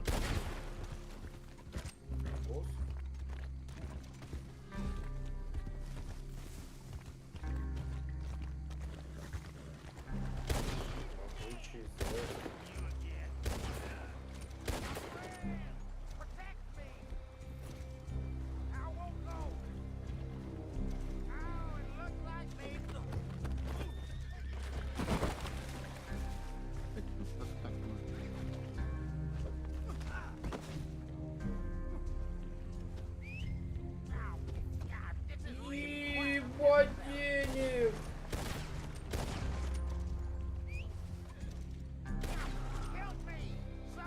Ебать, ячейка амулета, да. Да блять! Что там уже такое?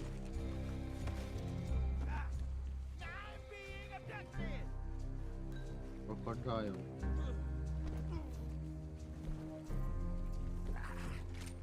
How you feeling?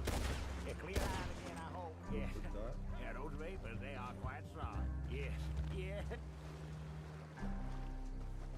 Now, you may not believe me, but you made a mistake. Крокопенис есть?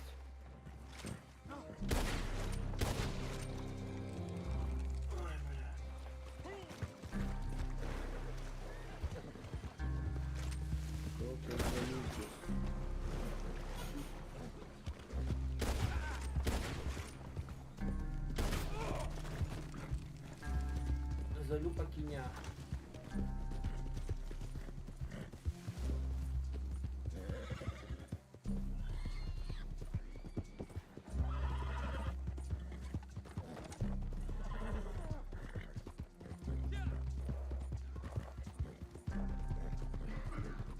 Большие.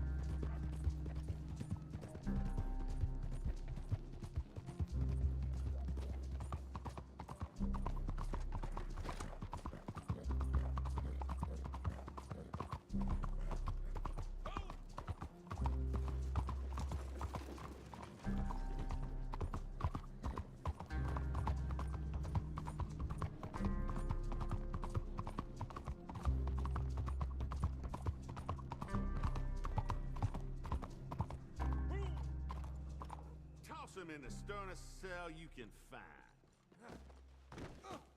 We pay on receipt of goods, so there you go.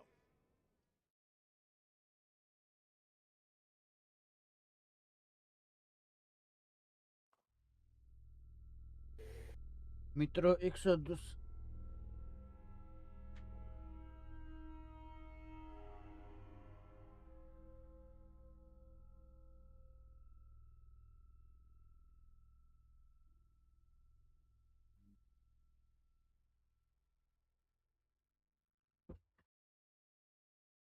Я люблю метро Exodus.